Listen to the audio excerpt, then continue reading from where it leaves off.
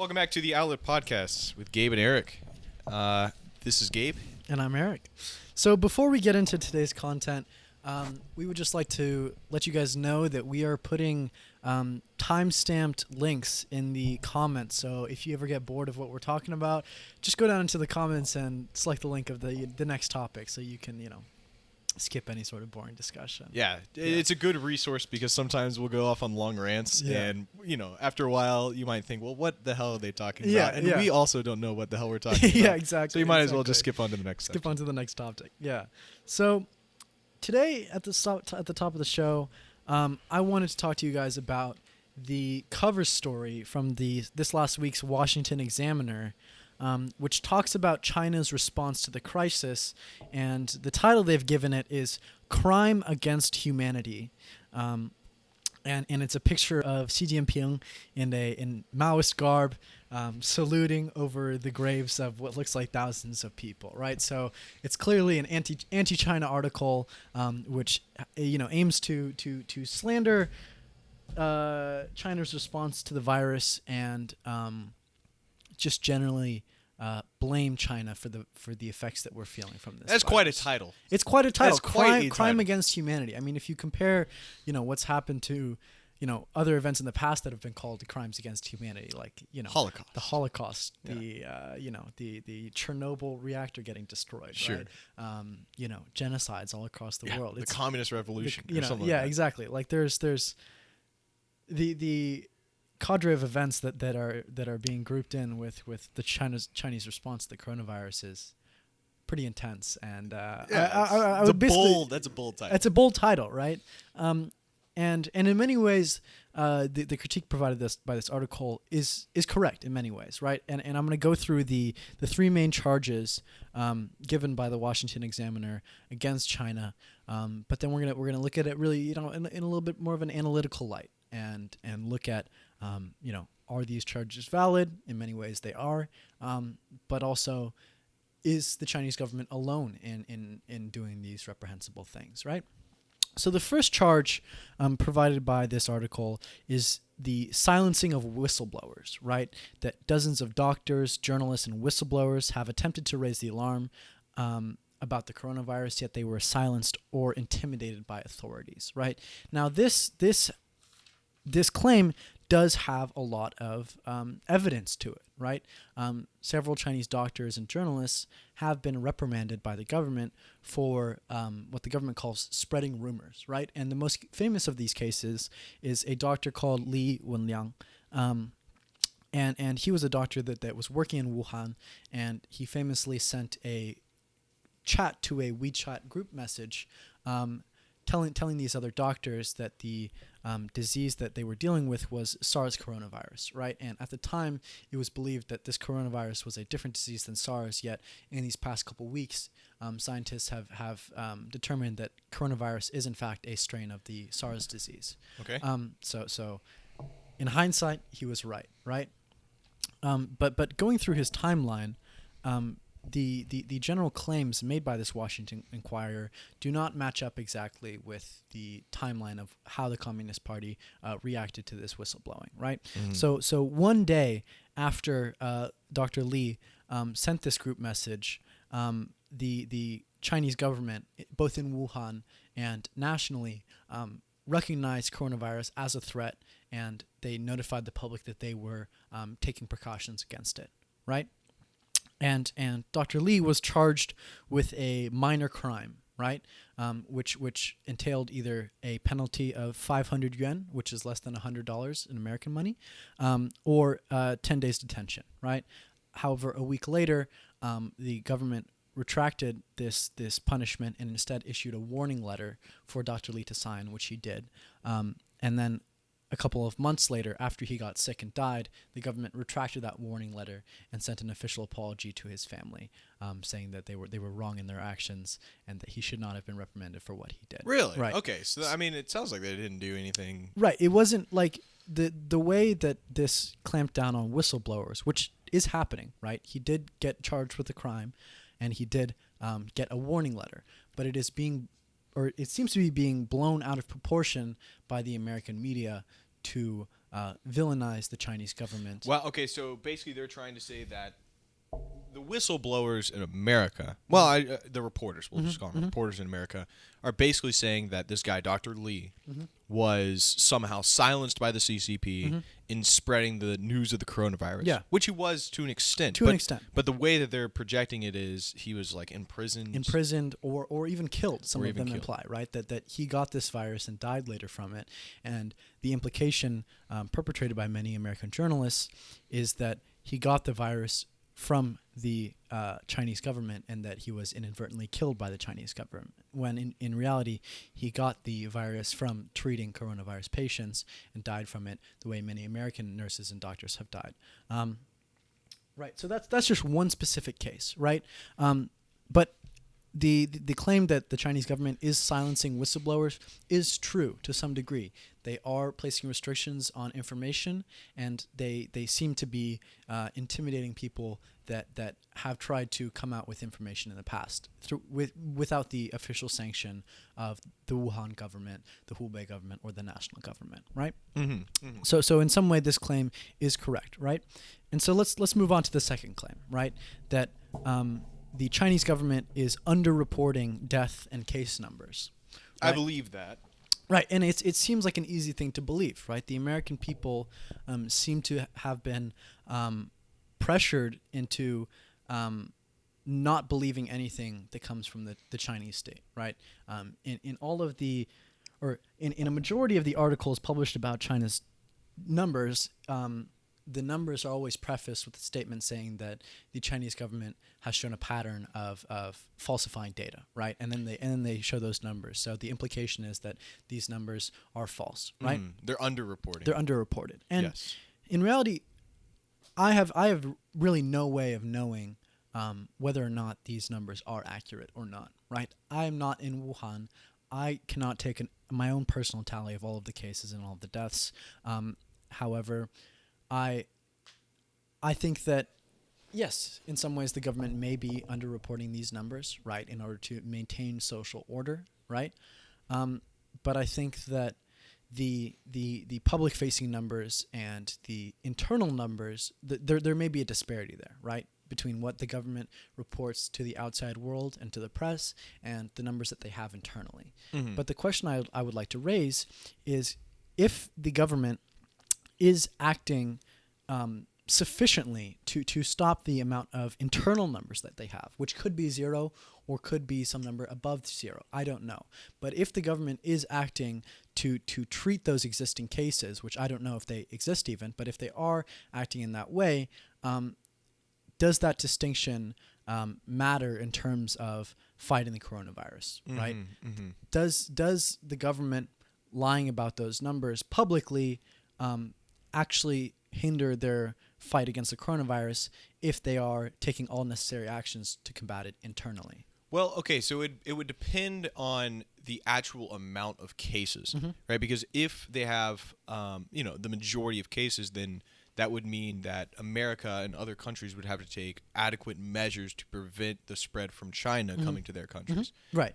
And I think that at this point, the distinction between 0 cases and 1 million cases, which is what China would have to have currently in order to be the country with the most current active cases, is a very big distinction. And I think that that sort of fraud on that big of a scale would be incredibly hard to have control over, right? That if the Chinese government is lying about the number of active cases that there are, I don't think that it is in the scale of thousands or hundreds of thousands or millions even. I think that the scale of deceit is more in terms of hundreds or tens even, right? Okay, so but do that's you think that's just my own personal perception, sure. right? That I think that the American intelligence agencies have been instructed by the White House and the national government as a whole to find ties between the coronavirus and the Chinese government, right? So for like political purposes, right? That's what it seems like to me. I'm not in those rooms. I can't place intention on their actions, but it would make sense that the American government is using this coronavirus case to slander the Chinese government and foment xenophobia and anti-Chinese fervor within America, right? Yeah, and so I that's don't, why I don't know their intent, sure, but well, yeah, it would seem that way. And you can point out the use of Wuhan virus versus coronavirus. Exactly. Right, and that's what we were talking about in our last episode or two episodes two ago. episodes ago. Yeah. Yeah, we were talking about how they're using the term Wuhan virus because Wuhan people associate with China, Or even just Chinese virus, or right? just Chinese virus, right? So what would you think the purpose is calling it the Wuhan virus? Like, you think it's geopolitical? Do you think it's to raise some xenophobic idea in the American people to dislike the Chinese? Because we are enemies to an extent, different in ideology for sure. Yeah. So, like, what do you think the actual purpose is, like, behind calling it the Wuhan? Once again, I can never place intent on action, right? I don't live in Washington. I'm not in these Senate intelligence briefings, right? I don't work for the CIA, so I can never really claim to know exactly what they're aiming to do, right? However, I generally think that their actions are in a way scapegoating China, right? That whether they intend to or not, the American media's response and the American government's national response to the coronavirus has been insufficient, right? And in order to divert attention away from our own failings, the media seems to be pointing a finger at China's failings. So in order to divert attention from America's own failings, the American several key figures in the American media are instead pointing the finger at China to divert attention from America's own failings, right? Okay. Yeah, I can see that. that's what it seems like to me. Yeah, I see that for sure. Yeah. So on the topic of underreporting the number of deaths and the number of cases, we really don't know, right?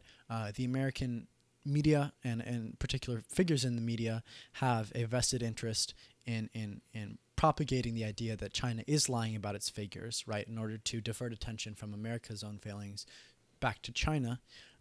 However, we don't really know, right? The American media has its own vested interest in reporting that China is lying, and China has its own vested interest in lying, right? So personally, I don't really think that we can find a hard, concrete position between those two positions, which both have validity, right?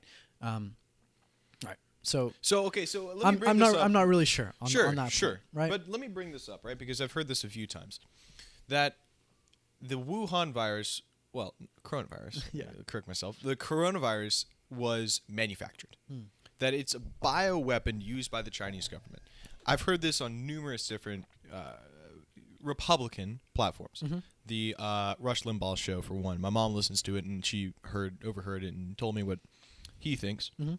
And also Fox News brought it up one time and said that it's possible that this is a manufactured virus from China. Right. Now, if what you're saying about underreporting numbers and how America has used that as placing blame on China, and also the virus in general as placing blame on China, do you think that the whole it's manufactured and that it's a bioweapon is like the ultimate place blame on China to increase xenophobia? Yeah, definitely. Do you think that's the purpose behind it? Not necessarily xenophobia, but anti-Chinese attitudes within America. Sure, right? sure. And before we go into that claim that coronavirus is a bioweapon, I would like to briefly talk about how increasing anti-Chinese fervor within America benefits America's empire geopolitically, right? So if the American people are willing to take action against China, then they are much more willing to support the government taking that action, right? It seems obvious, right? But if the American people were not willing to take action against China, that would hinder the government taking action against China. And the American government wants to be able to take action against China. So if China puts a convoy in the South China Sea, the American government wants the ability to be able to send its own fleet to to them or to generally display a show of power in the South China Sea, right? That is in the best interests of the American government geopolitically, to have the freedom to act against China whenever it wants to. And have the support of the American And have people. the support of the American people, right? If America all of a sudden wanted to engage in hostile action against Canada, the American people would probably not support that. There's Yeah. not enough anti-Canadian fervor in America to support, putting troops on the Canadian border and, Sure. and priming ourselves for war with Canada. Now juxtapose that with Mexico, for instance. Yeah. Where we do have that anti-Mexican fervor in America, where we can mobilize troops on the border Right. and have really no repercussions. Right, and from the a American good part of the American population would be in support of that. Sure. And- majority, I might even say. Right. I don't know about that, but to continue, so by bolstering anti-Chinese fervor within America, the American government gives itself the freedom to take action against China violently or with soft power in a way that won't be opposed by the American people. Okay. Does that make sense? Yes, definitely. So back to the claim that the coronavirus is a Is- manufactured yeah, bioweapon from China. First off, let me just say it's probably it seems ridiculous, Right. to me. But let's go through it logically. Sure. Right? Logically. If we were Chinese officials and we aimed to distribute a weapon, right, a biological weapon, a disease, a virus, to hurt America and its allies in the world, where would we deploy that weapon? My answer would be not in China. It doesn't make sense. If China had a little bomb, right, full of coronavirus spores, why would they set it off in one of the biggest cities in China? It's a city of 11 million people. That's more than some countries, right? It's one of China's major metropolitan cities, and by hurting the economy of Wuhan, China would have hurt its own economy as a whole. To me, it would make more sense to deploy that bioweapon in Los Angeles or New York or Chicago even, Sure. but somewhere that's not in the heart of the Chinese industrial mainland. Okay. But nonetheless, it's still spread to America, Italy, most of the European countries. Right. I feel like there's only Denmark, right? Greenland is the only other country that's not infected. Something like that. We're Something not like that. exactly We're sure. not experts in but this. then again, a lot of underdeveloped nations don't have the capacity to test their citizens. Sure. To really But really it determine. has spread to America's allies and to America especially. Right. So even though it was first discovered in China, it doesn't undermine the fact that it has spread to America and to its allies as well. Right. So let's take one step back again and establish some premises, right? So if we are officials within the Chinese government and we have this biological weapon that is ready to be deployed and we want to deploy it, we would want to deploy it in a way that hurts our enemies the most without hurting us at all. Hypothetically, right? And in order to avoid self-harm in that process of deploying a biological weapon, China would have deployed it outside of its own borders. And not only that, but it would have had protocol and it would have had supplies ready to bolster its borders and protect itself from that biological weapon. Make sense? Yeah, obviously. So if China had this biological weapon and it wanted to hurt America, I think that it would have been in China's best interest to deploy it within America, or maybe even, in a country that has a lot of trade and interaction with America, like Canada or Mexico, and then have the preparations necessary to stop that disease from spreading to China. If China knew that it was going to deploy it in December, let's say, in the middle of New York, China would have had preparations in place ready to prevent that disease from coming back home to China and hurting Chinese citizens and hurting the Chinese economy. So they would have seen that virus and immediately shut down all travel, all trade. They would have, bolstered testing. They would have had a lot of preparations ready to prevent that biological weapon from coming back and hurting China and its economy and its people. So you think it's very unlikely that it actually truly was a bioweapon used by the Chinese? I think that it's almost impossible because the Chinese government is technocratic and they are smart. They know that the coronavirus has hurt China. 82,000 people were infected and over 3,000 people died. It resulted in a drop in Chinese productivity. They lost almost 6.8% off of their GDP over this last quarter, which is the only time China's GDP has decreased since the open door policies instituted by Deng Xiaoping. Essentially what I'm saying is that this virus has hurt China, and if China wanted to hurt its enemies without hurting itself, it would have deployed this potential biological weapon in a much smarter manner. They would have deployed it outside of their own borders, and they would have taken the precautions necessary to protect themselves from potential harm, which they didn't. It was deployed within their own borders, and it ended up hurting the Chinese people and the Chinese economy to a certain extent, which it would have not done if it had been deployed strategically and on purpose by the Chinese government. Yeah, and so, what are the merits? Well, not merits, but what are the why is it being said that this is a bioweapon from China? Like, what purpose does it serve?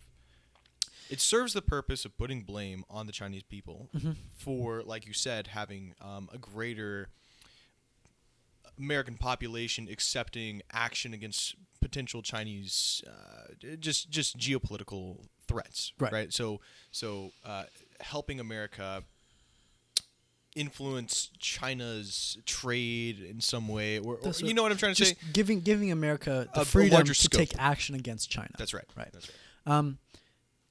Generally, that's what I think. Whether they intend to serve that goal or not, that is the consequence of this sort of rhetoric. The rhetoric of scapegoating and blaming China for this virus.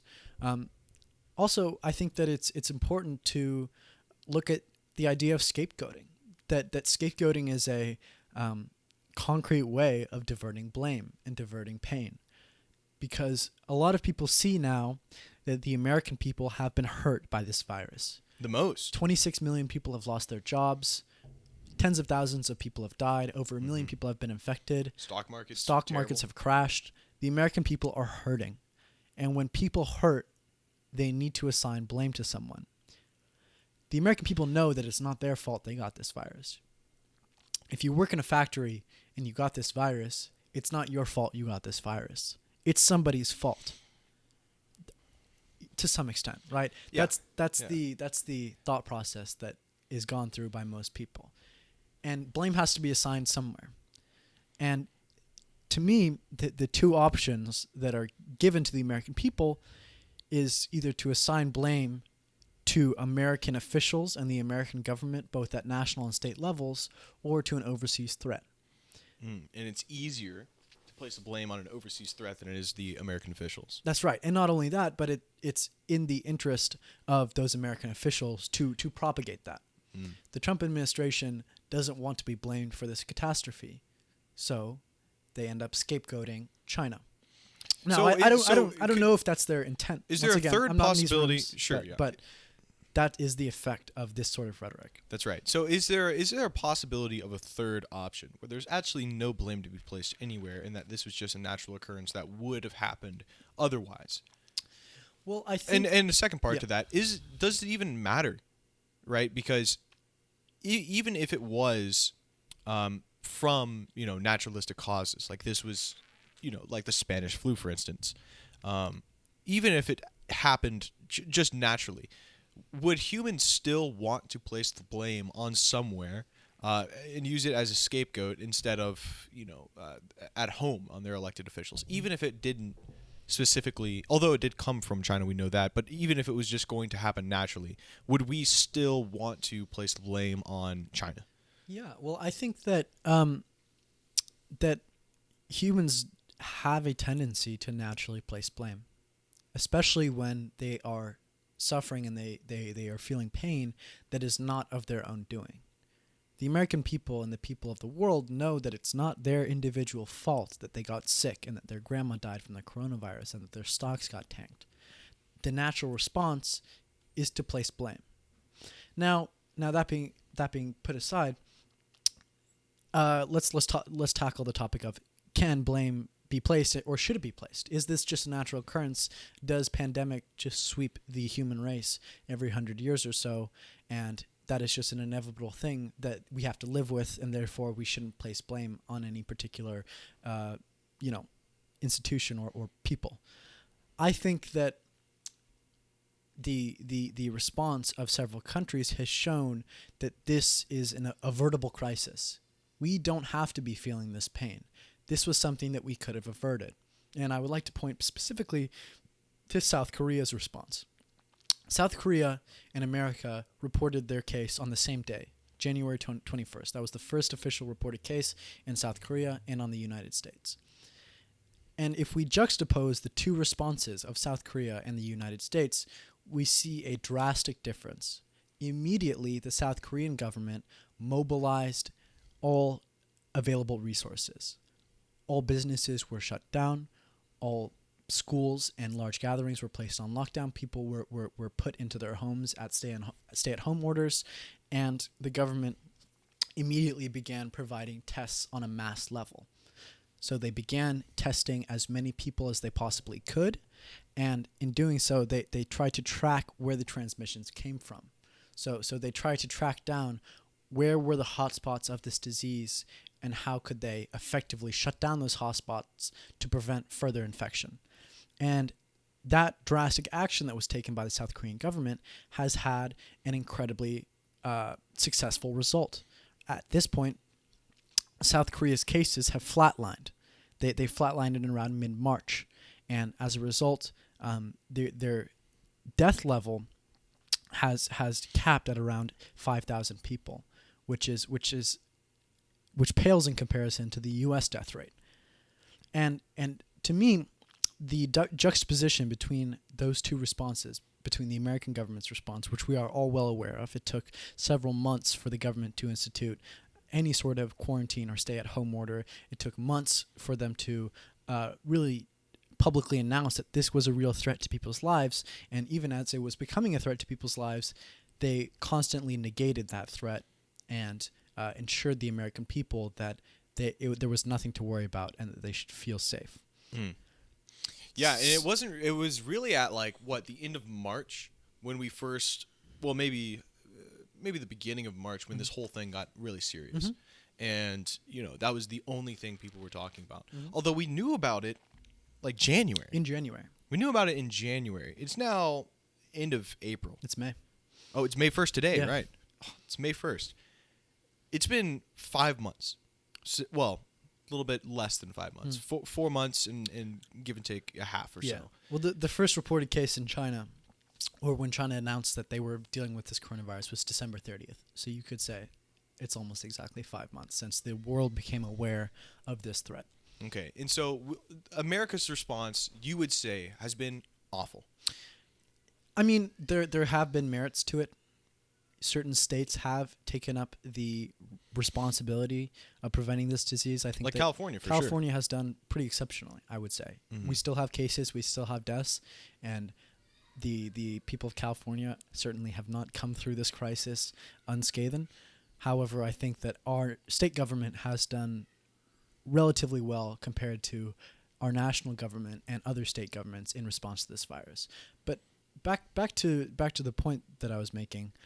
Essentially, should we place blame? Because it is a natural thing. A virus is just a natural occurrence. I would say that we can't blame any people or institution for the virus itself. I don't think that we can blame the CCP or the federal government for the fact that there is a virus ravaging our country and our world. However, I think that we can place blame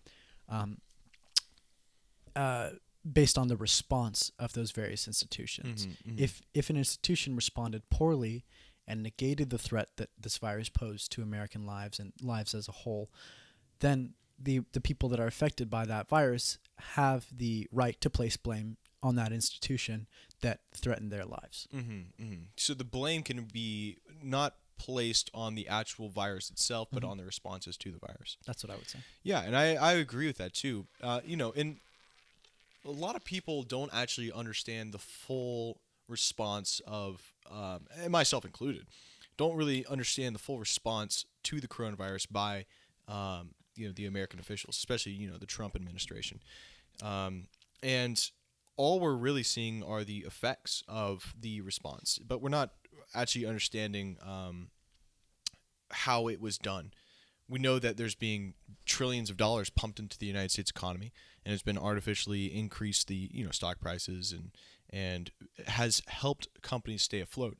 But small businesses in America are going to die, obviously. We know that there is a surplus of cases in New York for sure. But we, as a whole in America, have the most cases in the world. Over 1 million. Over 1 million cases. And the number's only growing.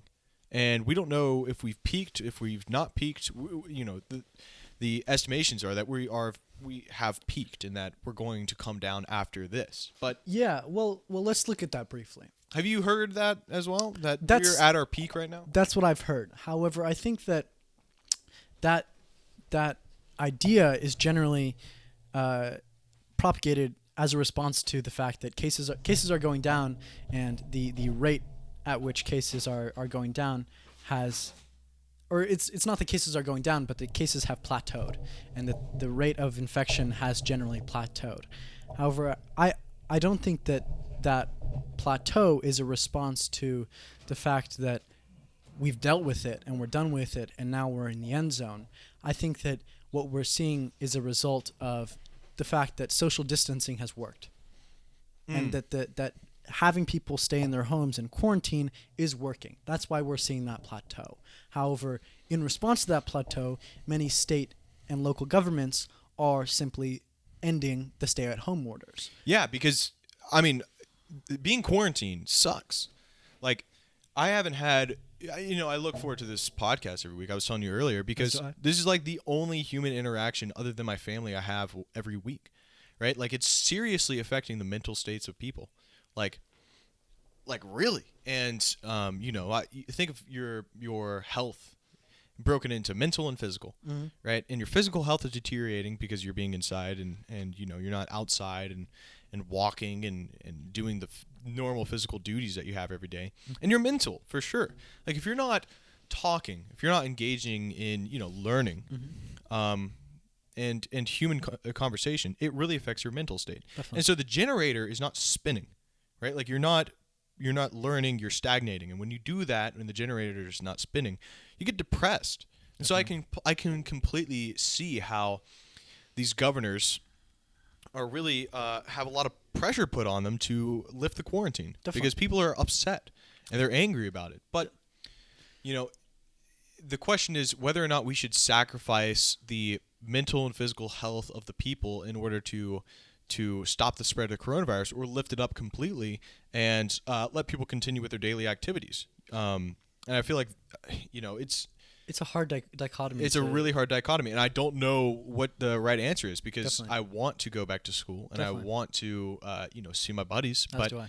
But however, I generally think this ending of stay-at-home orders across America by certain governors and local governments is going to result in a second wave of this virus. Yeah. These cases that we're seeing, although they have flatlined as a result of these stay-at-home orders, they still exist. There are still people out there that are untested, undiagnosed, and asymptomatic. They don't know that they have this virus, but can still spread it. But can still very much spread it. And if they are allowed to continue with regular daily activity, they may spread this virus. So I think that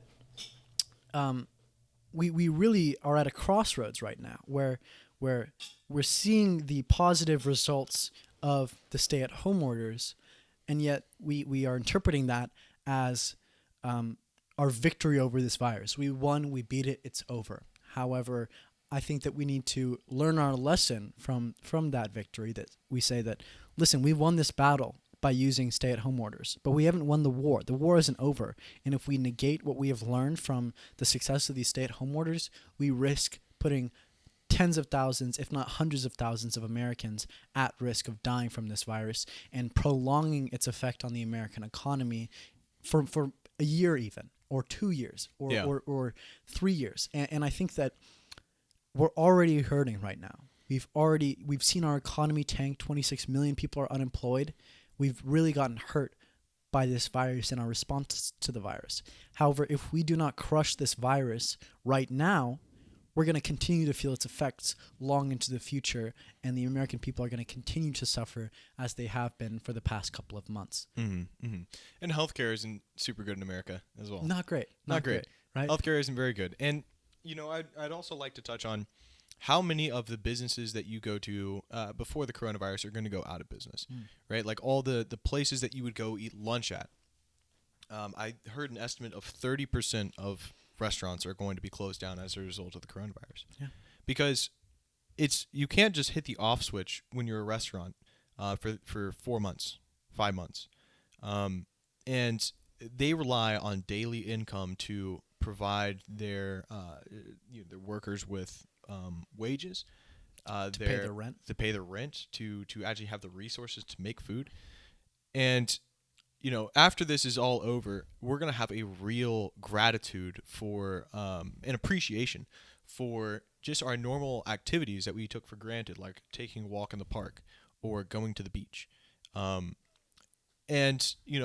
also like to say that appreciation for normal activities for some people will only last a month, and then it'll just be back to normal, and the appreciation that they had for their normal activities is gone.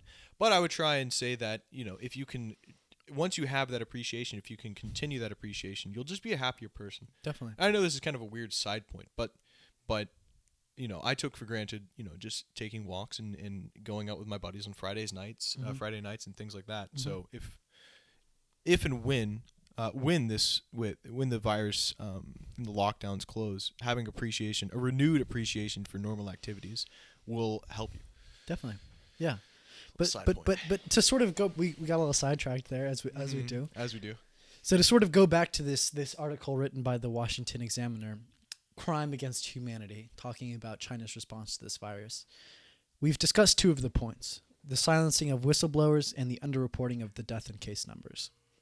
And the third point is that China did not take sufficient action in time to prevent these deaths.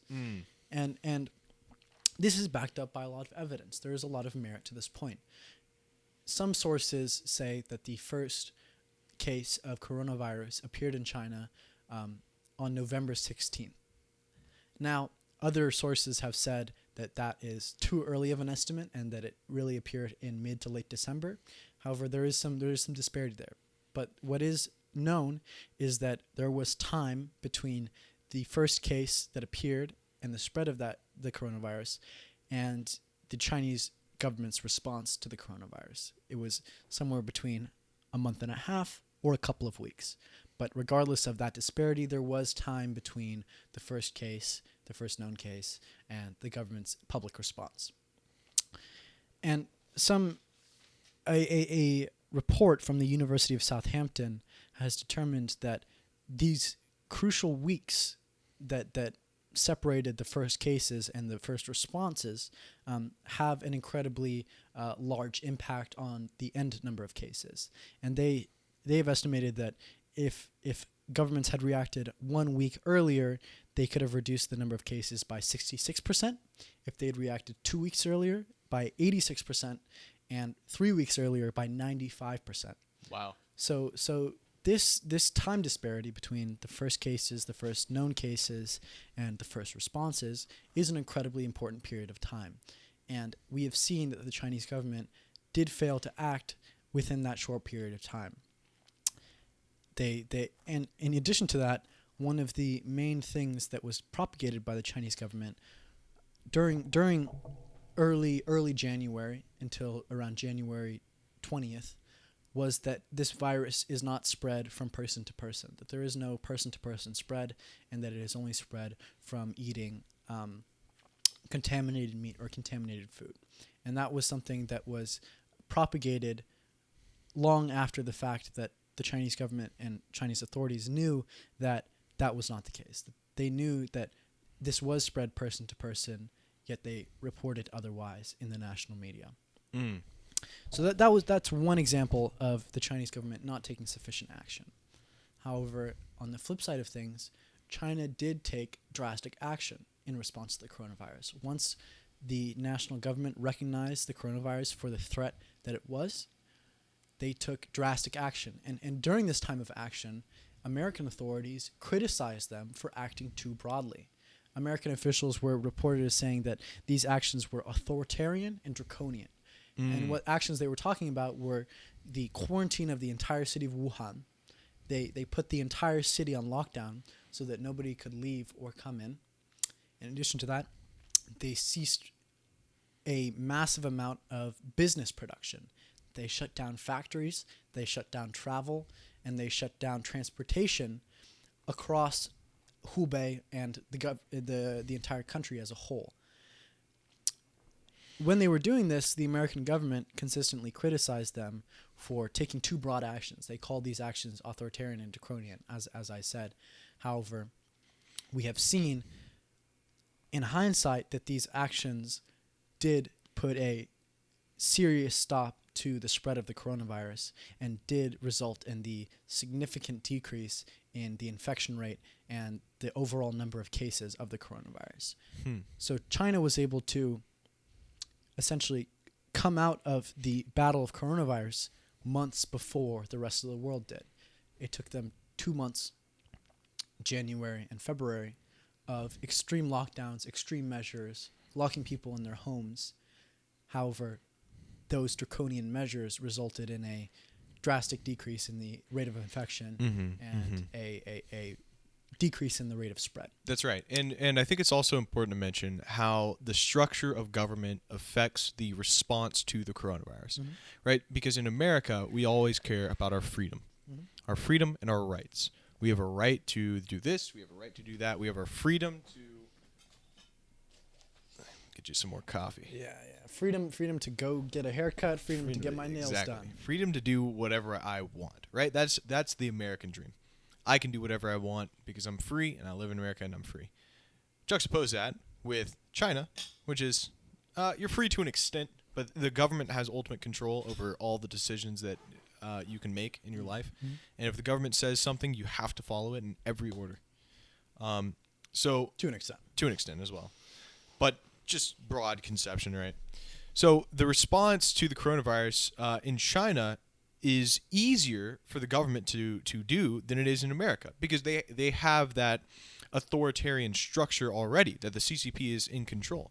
And not only authoritarian, but centralized as well. Centralized, for sure. The fact that the government in Beijing has jurisdiction over the entire country, and there's no limits to that jurisdiction, allows them to take actions that other more federal-style governments are not able to do. That's the right. government in Washington cannot shut down the bus system of San Diego. However, the government in Beijing can shut down the bus system in Guangzhou. And so that allows a more centralized effort against the coronavirus as well. And so in America, the real response is left up to the governors, right? According to the 10th Amendment, all those things that are not given to the federal government in America are left to the decisions of the governors in the states. Yes. Right? And so the governors have decided how much action should we take against the coronavirus. And most of them, and of course there was a federal order which is shut down, and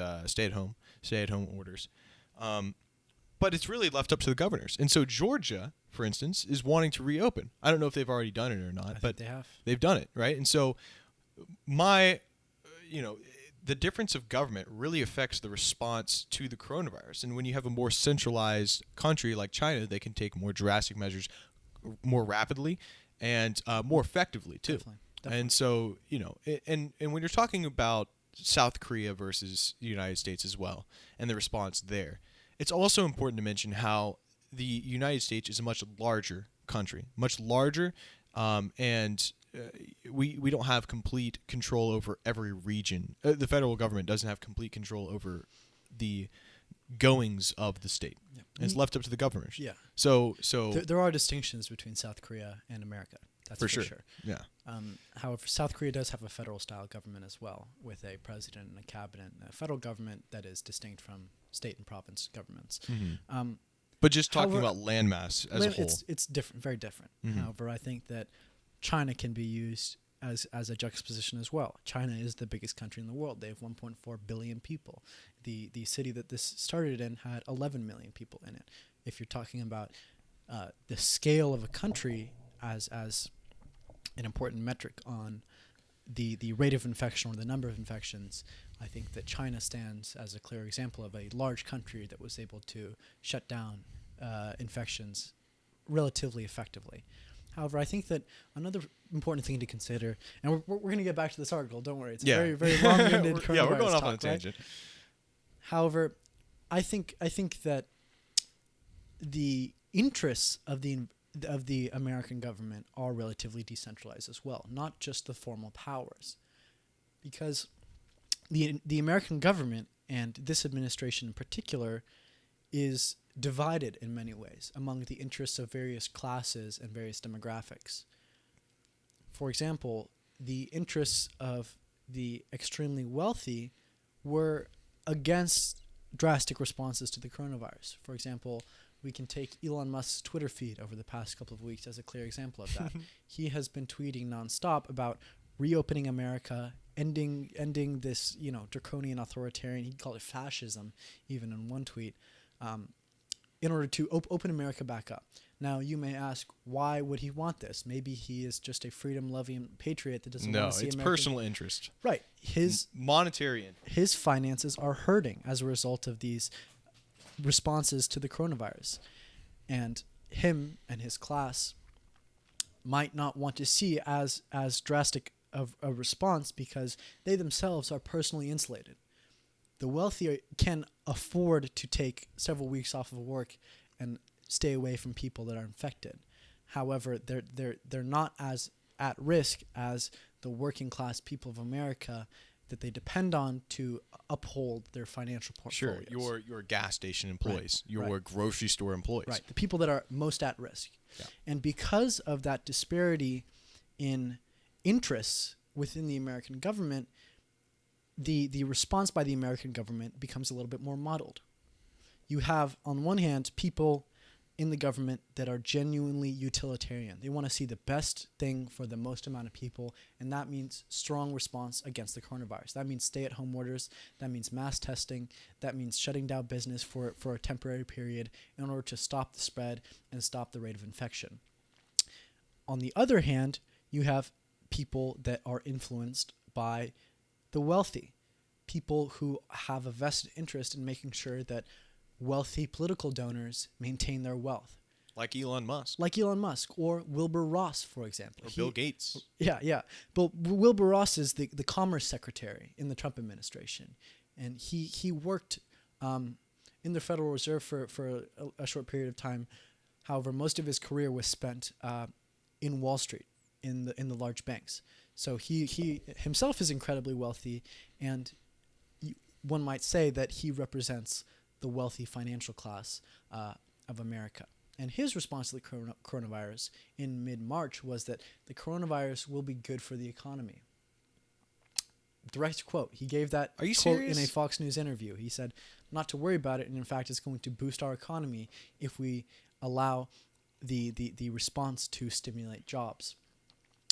So that is an example of a person within our administration, or the Trump administration, who has a vested interest in maintaining the wealth of his class and reducing the drastic response to the coronavirus in order to maintain that wealth. Does that make sense? Yeah, of course it makes sense, but I can't believe that. He said it was good for the economy. Yeah, it's nuts. nuts. That's it's nuts. so nuts. Yeah, it's so nuts, and he's in control of finances in America, right? Yeah, it's crazy. He's the Commerce Secretary. That's one of our nation's leaders. He said, "Don't worry about it. It'll be good. It'll for be the good for the economy. Yeah, 26 million unemployment. Yeah. So clearly, in hindsight, he was wrong. He was definitely wrong. He was wrong. Yeah, he was wrong. But more broadly, the point I'm trying to make is that China has a unified set of interests. The Communist Party makes decisions based on what's best for the Communist Party. And in that case, what is best for the Communist Party is getting it done with quickly. Doesn't matter how it affects companies. It doesn't matter if it means shutting down factories and transportation for several months. If we deal with this crisis quickly, it will be in the best interest of the Communist Party. In America, on the other hand, we have divided interests. We have some people that want to see drastic measures imposed quickly. We want to see that they want to see stay-at-home orders. They want to see people stuck in quarantine. They want to see a general shutdown on business to prevent the spread of this virus. And you have other people that want to see it return to normal as quickly as possible. It doesn't matter if a couple of 100,000 people die, as long as we keep the economy propped up. That is good. Well, isn't that what Sweden has done? Well, Sweden is an interesting case, and I'm not too nuanced on Sweden as a whole. However, their response has been voluntary stay-at-home orders. So they provide testing at a much higher rate than America does. So tests are readily available for anyone that feels that they have symptoms, and then they are giving everybody paid sick leave if they want to take it. If they feel that they've been tested, if they feel that they have the coronavirus, and especially if they've been tested positive.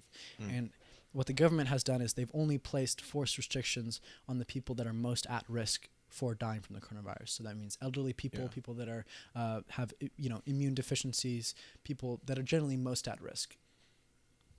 And I'm not too nuanced on that. And I guess we'll see how the different responses work out in hindsight.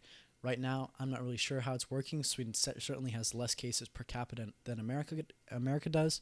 However, they might end up hurting more than America does in the end. I don't really know. I'm not an expert on these various government responses. Up until now, I've mainly focused on the juxtaposition between America's response and China's response. Back to this article. Sure. Finally. So yeah, once again, these 3 points made by this article, Crime Against Humanity by the Washington Inquirer, is that China has silenced whistleblowers, they've underreported death numbers and case numbers, and that they have not taken sufficient action in a timely manner. And so what I want to do is look at how these charges apply to America's response to the coronavirus. Are we responsible for the shutdown of whistleblowers? Are we responsible for the underreporting of death and case numbers? Are we responsible for an untimely response and an inefficient response? Let's look at some facts. All right. So, American doctors and nurses across the country have been threatened, and not only threatened, but actually fired as a result of reporting the unsafe working conditions within American hospitals right now. Every single private hospital in New York has sent out notices to their employees saying that if they talk to the media about working conditions in the hospital, they will face disciplinary actions and potentially be terminated. Oh my goodness. Oh, so are you telling me like these big hospital companies, these big, big hospitals. Big hospitals. Big hospitals. All over the massive country. industry. All over the country. Massive industry. Their doctors have not been able to discuss the working conditions, because if they did discuss the working conditions, there would be a massive response about how corrupt these companies are doing. The companies have provided bad resources to their doctors. Yeah, I don't think it's necessarily an issue of corruption. I think it's just an issue of unsafe working conditions. As Americans, we expect our frontline workers, the people that are fighting this virus on the front lines, to be protected.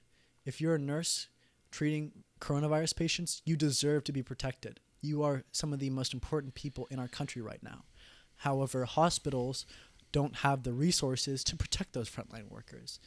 And instead of taking loans in order to meet those needs, instead of buying enough personal protective equipment to meet the needs of the doctors and nurses that are fighting this disease, they are instead choosing to silence these whistleblowers, either with a threat of termination or actually firing them. And that has happened on multiple occasions. For example, in Mississippi, 2 doctors and 2 nurses were fired for talking to media people, reporters, about the working conditions that they were facing and the lack of protective equipment that they were dealing with at local hospitals. They were terminated by the hospitals that they worked for in response to their communication with the media. Okay, so it's the responsibility of the hospitals to provide adequate... I would say so. Yeah, definitely. And not only that, but the national government as a whole. Sure. How about instead of giving trillions of dollars to big banks and big corporations, we spend that money to make sure that our workers on the front lines are protected as they deserve to be. To me, that is a clear example of the silencing of whistleblowers, the intimidation and the firing of doctors in response to their communication with the media about unsafe working conditions is a clear example of the silencing of whistleblowers. Which China did on a lesser extent, To would a you le- say? we don't know the extent that they Sure. did it. We really don't know. But we do know it's happening here in America as well as in China. Mm-hmm. So point one, we're both guilty. Sure. And Both if you're going to call it, America- and if you're going to call it a crime against humanity from China, then you might as well call it a crime against humanity in America. Definitely. Now, to be fair, there is some nuance in the difference between the two types of whistleblowing. For example, the whistleblowing in China was occurring because doctors were simply letting people know of this disease and the threat it posed, as opposed to American whistleblowing, where doctors and nurses are letting people know of their lack of protection. So there is some nuance there. There is a difference. However, if you ask me at the end of the day, it's all whistleblowing and it should all be protected. Those people have the right to speak out about the unsafe working conditions that they face, and they have the right to speak out about the threat that this disease poses to the public. The second point, that the government is underreporting death numbers and case numbers. In America? This article claims that China does that. However, let's take a look at America and if we are doing that as well. First, let's look at death numbers. In Florida right now, the medical examiners have been ordered by the state government to not release their own independent death reports. And instead, the Florida state government is reporting those deaths themselves. Now, I don't know the intent of the Florida government in doing this. However, if you look at the disparity between those two numbers, directly before this order was issued, there was a 10% difference where the medical examiners themselves reported 10% more coronavirus deaths than the state government did. And in addition to that, once the state government ceased the independent reporting of these death numbers, they stopped reporting where these cases were and what the demographics of the death were, which many experts have said essentially invalidates the information that this data is supposed to provide. Because by not saying where this death occurred, the age of the person, and the general demographics of the person, that data is unusable for researchers who are aiming to find where the hotspots are, what demographics are most at risk, and how to help those people. So by stripping away all of the information that is attached to It a certain invalidates death, data. it invalidates data. It is just a flat number. And not only that, but it is a flat number that seems to be lower than the actual number. Because it is 10% lower than the numbers reported by medical officials before the order that they stopped reporting independently. So it's either the United States government It's the Florida state government or the Florida state government is underrepresenting, underreporting deaths, deaths. or underreporting deaths, or the reporters are over-reporting deaths. It's not reporters that are doing this, or were doing this before.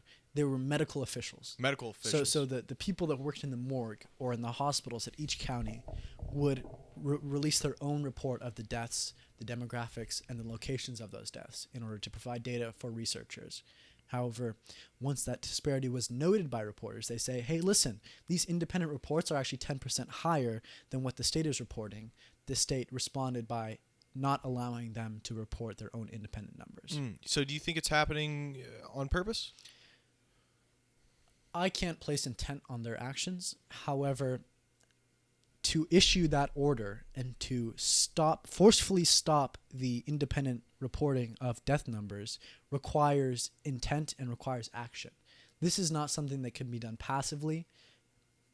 This action was taken because members of the Florida state government wanted to see it happen. Why they wanted to see it happen, I don't necessarily know.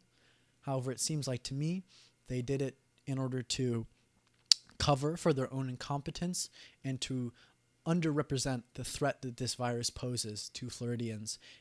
And not only that, but to essentially cover for their own incompetence. I already said that, but Sure. that's the main point. Yeah. Is that they want to avoid scrutiny and to look better than they actually are. And so they are underreporting these death numbers to make Floridians feel safe, which is actually hurting Floridians, because if they think that this virus is less of a threat to their lives than it actually is, they are more likely to take less drastic actions in protecting themselves. Yeah. Yeah, so it really comes from just the medical officials being incompetent. State officials. State officials.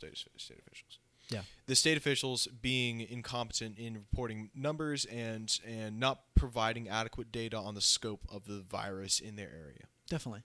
Now, And there's actual real consequences to doing that. definitely. Like the consequence, I can see it just clearly is if you underreport the actual number, then people might feel more inclined to not disobey the stay-at-home order, but be more lax in their response. Definitely. At home. I can go get coffee. It's no Yeah, problem. exactly. I can go get coffee. I can go down to the grocery store. Exactly. Sure. I can not wear a mask today. It's no big deal. Mm-hmm. So I can't place intent on their actions. I know I've said that a lot. Sure. But I want to make that It's clear. a very whether these Florida state officials are acting maliciously and knowingly underreporting these deaths in order to cover for their own incompetence, or if they are simply incompetent and they make bad guesses and they miss a whole page on this the number of deaths.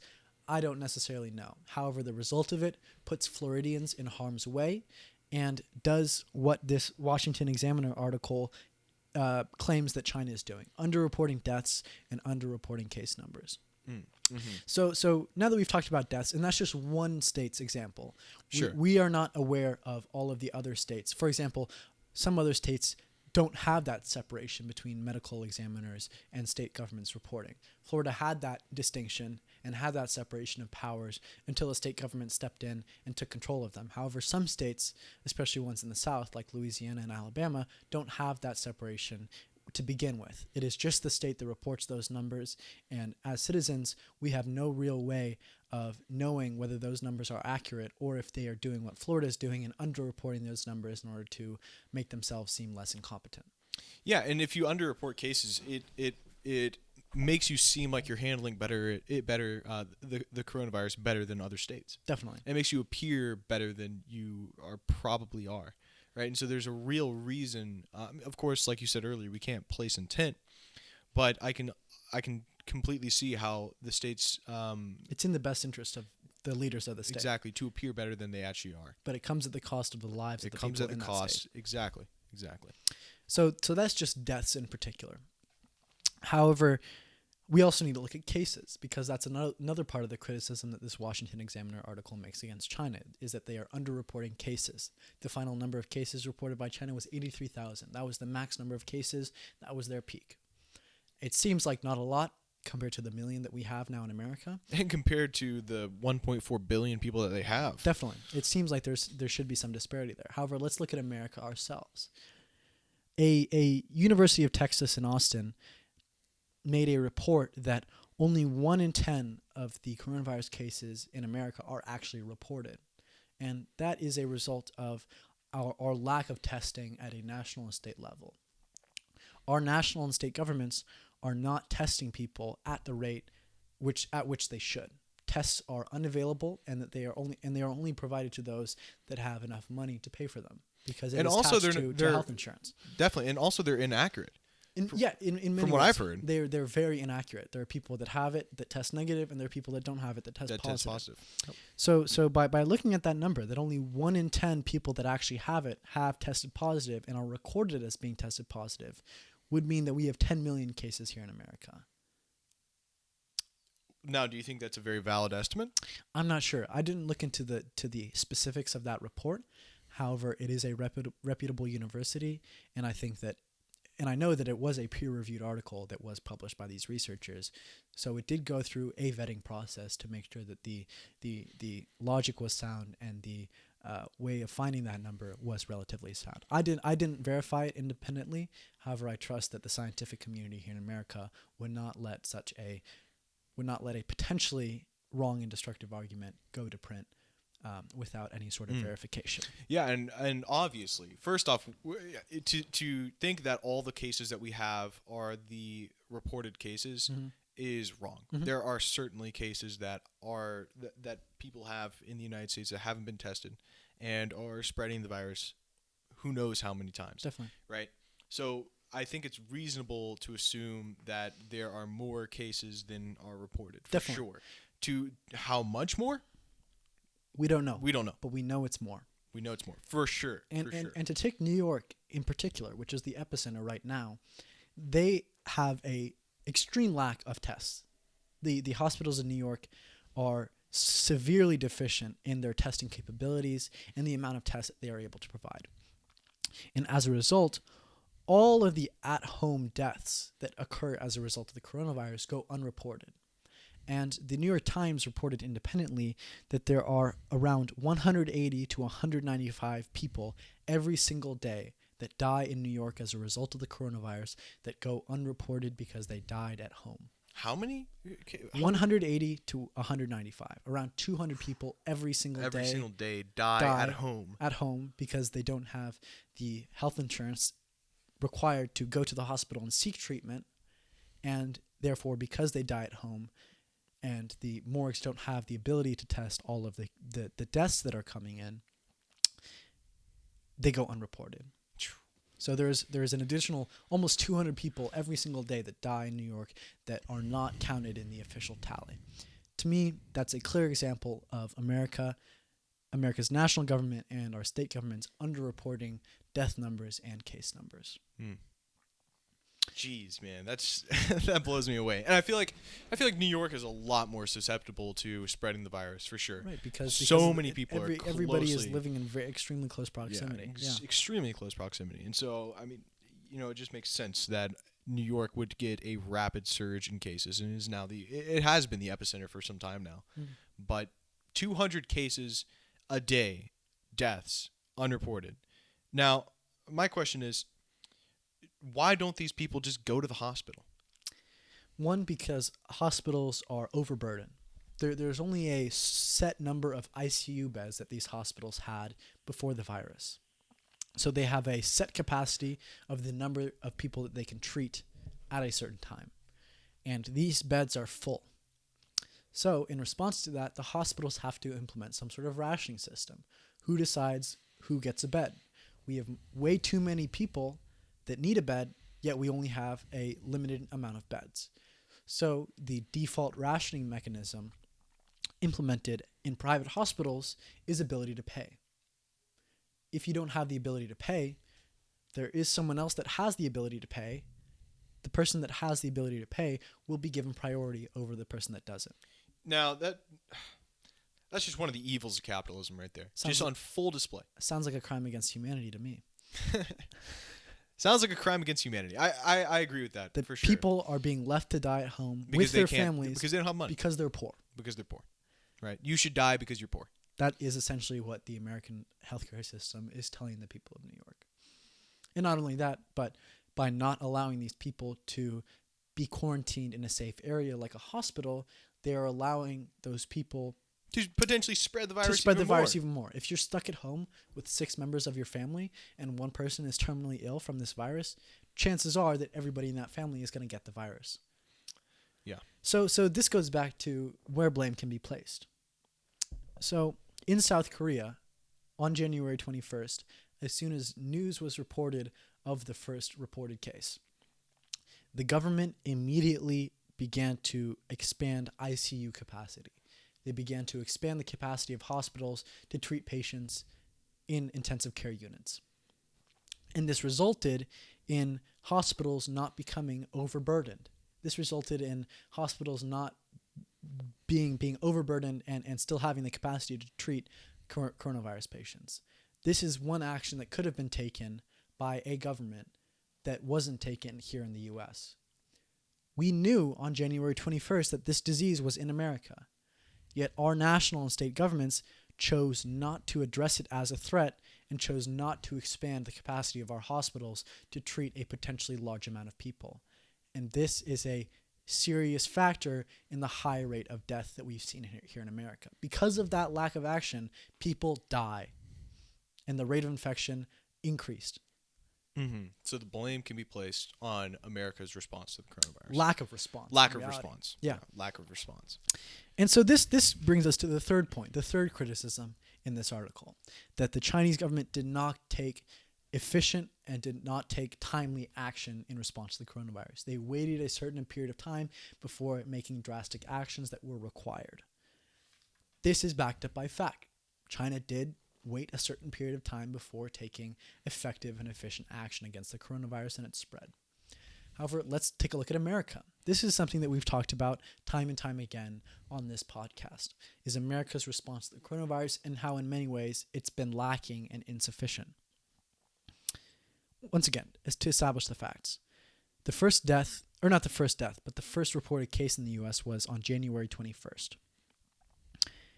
Now, a week later, the chief of the FDA asked Health and Human Services, which are both departments under the executive branch, if they could start contacting companies, both private companies and healthcare companies, or private employers like factories and restaurants, as well as healthcare companies like hospitals, if they wanted to ask them to start addressing shortages of personal protective equipment.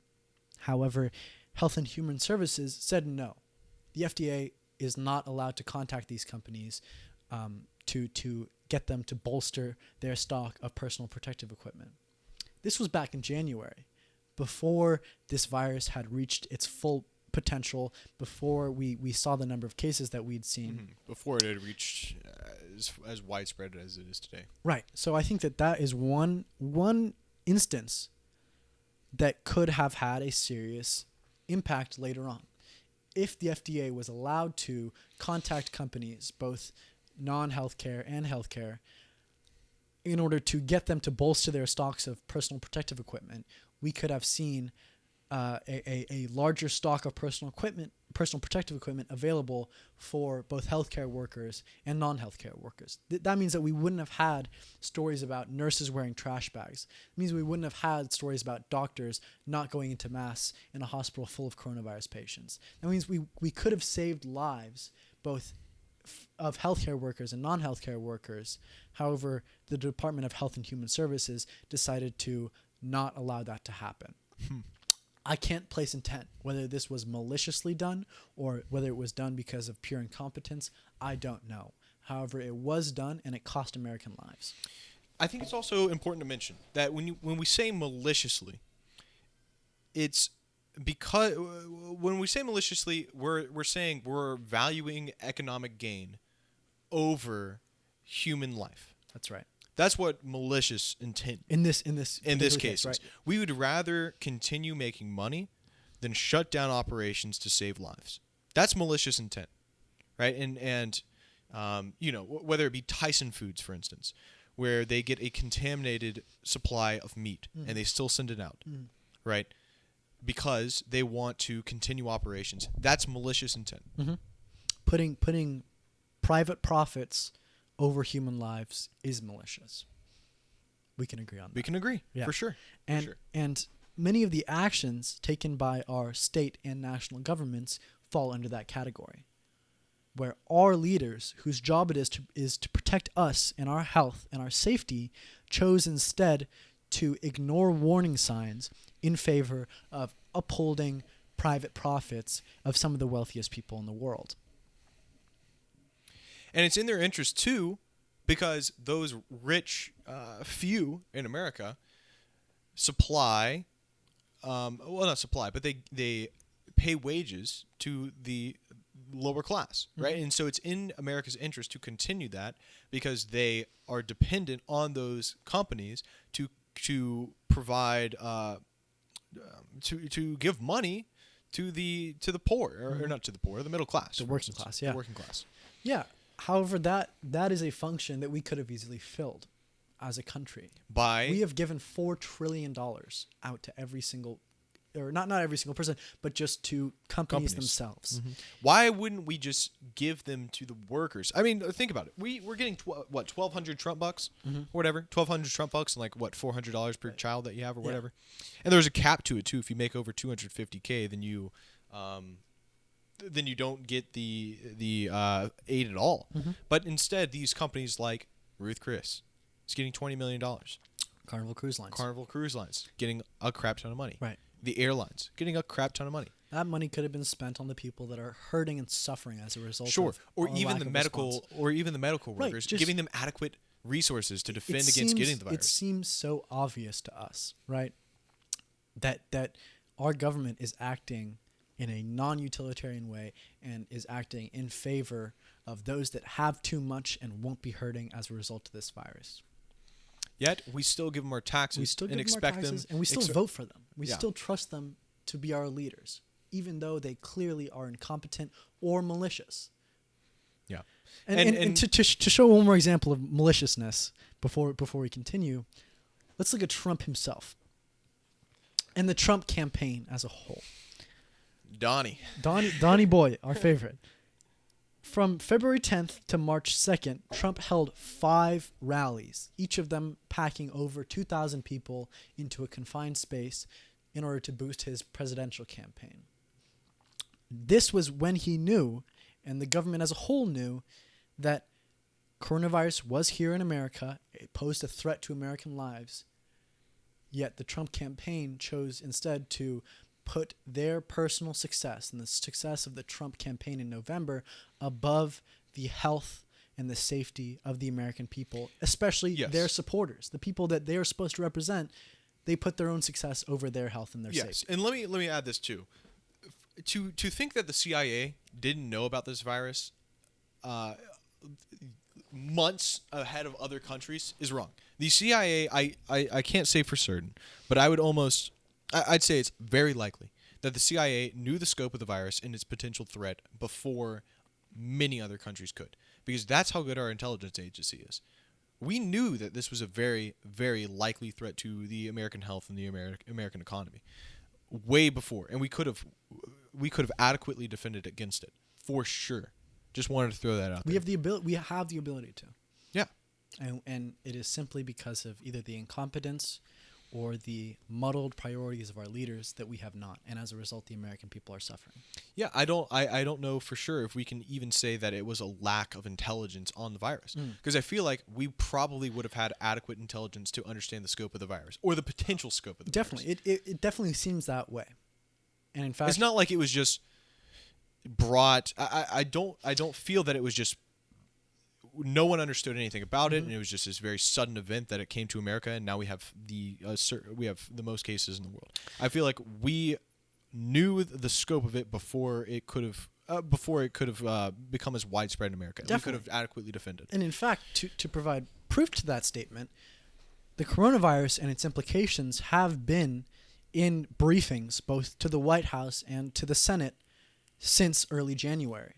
Our leaders have known about this threat and have been briefed on this threat since before the first case was reported here in America. Yeah, and what do? They sold their stocks. They sold their stocks, and they chose to pretend that it was no big deal. And to give a quote to sort of illustrate that point, Dr. Fauci has become one of the heroes of American liberals. That Dr. Fauci is going to lead us into tomorrow, and he's the anti-Trump in this virus. However, on February 29th, well after the first reported case and well after America's intelligence communities knew the threat that this virus posed, he told the American press that Americans do not need to change their daily practices and that the current risk is low, which in hindsight was not true. If Americans had begun quarantining and staying at home in late February, we would have had significantly less cases and we would have had significantly less deaths than we do now. So to sort of wrap this all up, let's go back to the 3 points given by this Washington Examiner article. Let's go through them. China is responsible and is guilty to some extent of all 3 of these. Silencing whistleblowers, maybe underreporting death and case numbers. We don't know about that one. That one I'm completely unsure about. I mean, I feel like we can reasonably assume that they're underreporting. We can reasonably assume. However, we don't know. There's no 100%. All we've seen is the perspective of the American media, which has a vested interest in reporting that the Chinese are underreporting death and case numbers. So number 2, I say I'm iffy on. We don't really know either way. Mm-hmm. However, number 1 and 3, the silencing of whistleblowers and not taking timely sufficient action, the Chinese, to some extent, are guilty of. However, let's look at the American government's response, both at state and national levels. Silencing of whistleblowers. Check. Check. We got that. We Yeah. got that. We've been firing doctors Yeah.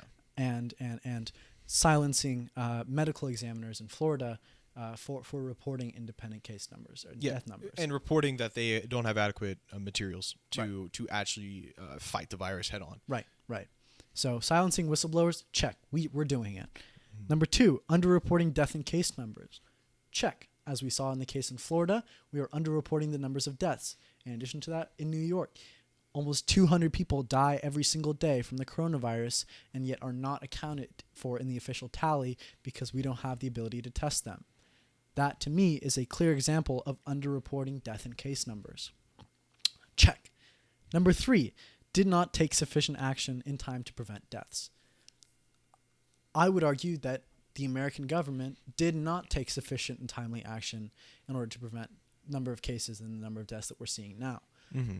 And to say that it was because we didn't know about the virus is wrong. Is wrong. We knew about it. We knew its risks, and yet we chose to continue with life as we were living,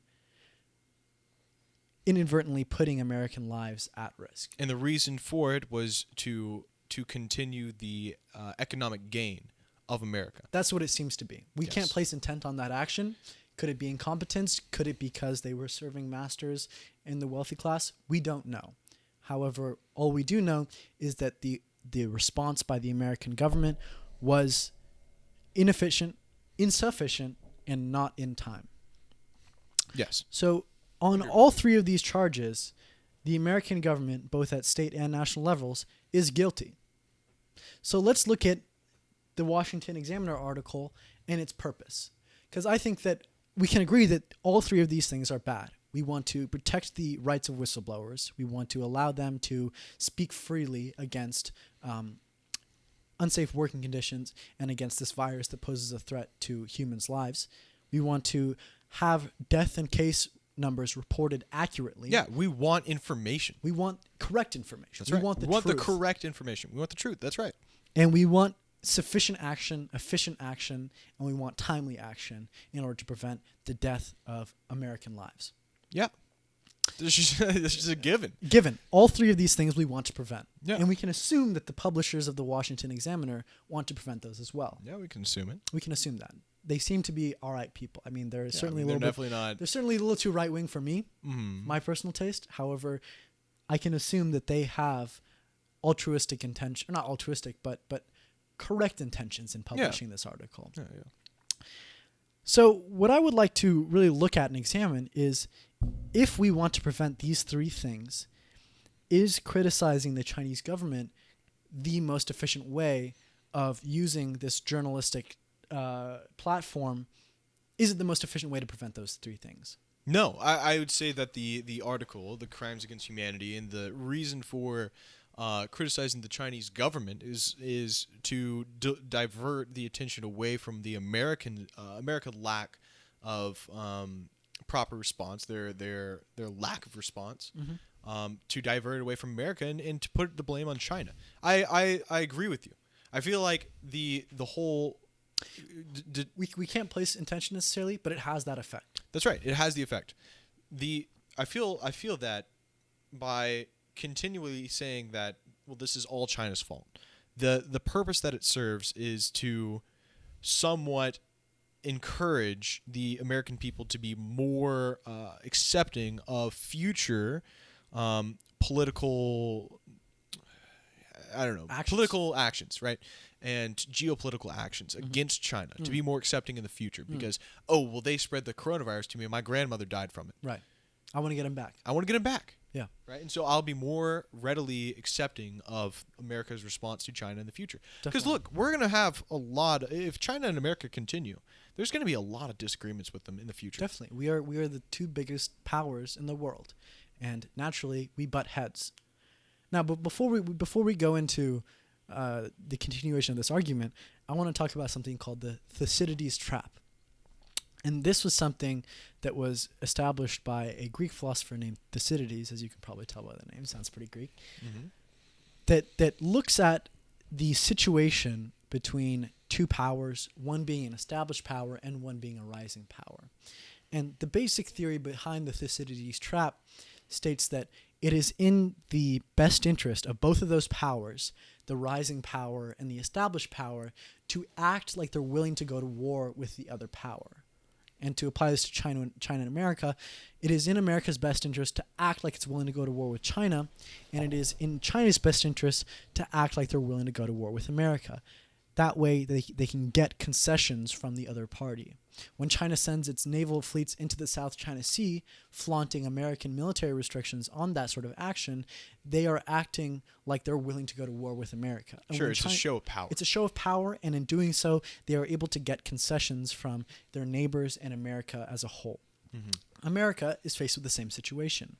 America wants to act or does act in a way that seems like we're willing to go to war with China. We also sail our ships right there. We also, put missiles in Taiwan and missiles in South Korea ready to engage in war with China, and we certainly act like we're willing to go to war with China. However, neither party is willing to go to war with each other or wants to go to war with each other at the end of the day.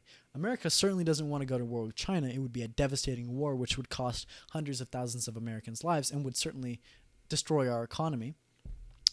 And China is certainly not willing to go to war with America because it threatens the power of China within the world. It would cost millions of Chinese people's lives. It would hurt the Chinese economy. For the same reasons as America. It's really. the same reason. So neither country wants to go to war with each other. Neither power wants to go to war because it is not in their best interests to go to war in itself. However, it is in their best interest to act like they're willing to go to war with each other in order to get concessions from the opposite power. And so this essentially creates a trap. That's why it's called the Thucydides trap, is because both powers constantly act like they're willing to go to war with each other. And at a certain point, that action will cause a spark. And in pretending like they're willing to go to war, at a certain point, one of the parties will make an action that demands actual war, contradicting their actual interests of not wanting to go to war, yet wanting to act like they're willing to go to war. Mm-hmm. It's an important distinction to make, and it is something that all of the powers in the past have faced. When you see a rising power coming to challenge an existing power, they are faced with these choices and they're faced with these incentives, and oftentimes it does lead to war. Sure. However, in many cases, it does not lead to war. Yeah, we saw it in the Cold War. Sure. Like the Cold War or the assassination of Archduke Franz Ferdinand. Mm-hmm, exactly. Right? Everyone had militaries. They all were like, "Oh, I got a lot of power, and you don't want to mess with me. I'm willing to go to war at any time." And it did lead to war. That spark happens, and then it led to the World War I. Definitely. Like, and in America, first off, is we have an industrial military complex where we dump crazy amounts of money into the military. $700 billion a year. $700 billion a year, and coming close to 800 now. And the reason why we do that is because it's an investment. It's an investment. The only reason you give money to anywhere is because you see it as, I can potentially get more money outside of this money that I'm already dumping in. It's an investment. And so with America and China having increase in military, well, I don't know about China increase in military spending. They definitely are. They do, yeah, okay. So, yeah. They built their first aircraft carrier last year. Really? Yeah. So, yeah, so the military powers are rising. Right, we saw this in World War I. Everyone was, and World War II. When you build a military, you use that military.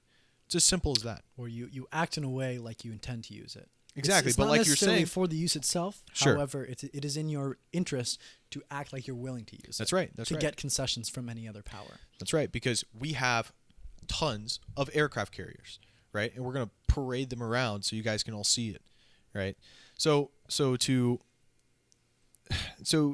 with America and China both increasing their military and having a difference of ideology, it's reasonable to assume that if it's not a direct war, it can be another proxy war or something of that sort. And so, yeah, so to tie it all together, so using the coronavirus as calling it the Wuhan virus and attacking China for the spreading of the coronavirus, the Wuhan virus, right?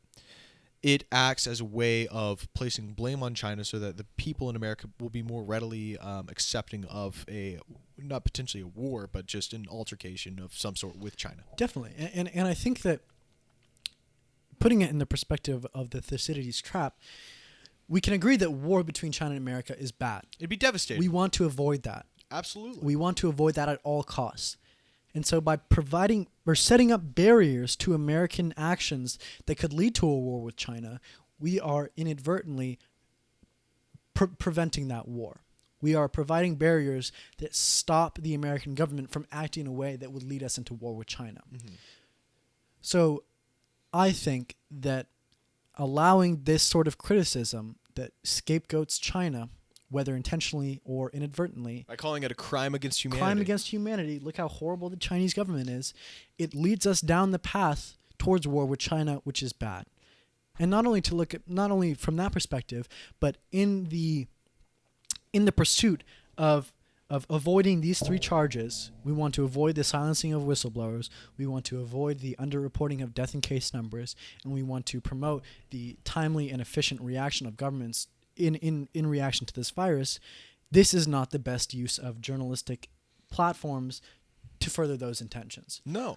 The Washington Examiner and its audience have little to no impact on the actions taken by the Chinese government. This article isn't going to change future actions by the Chinese government.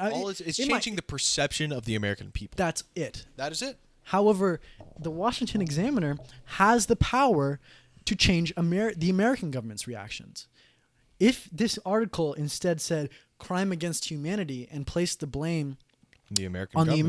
the American government, talked about how Florida has stopped independent reporting of death numbers, has talked about how deaths in New York are going unreported, has talked about how whistleblowing nurses and doctors are being fired at a mass rate, they could have had a real impact on these three charges. They could have actually impacted the silencing of whistleblowers. They could have actually impacted the underreporting of death and case numbers. They could have actually impacted the future reactions of the American government in response to a virus like this. Sure, and it could have certainly impacted the response of the American people and their influence over their governors. Definitely. For sure. Definitely.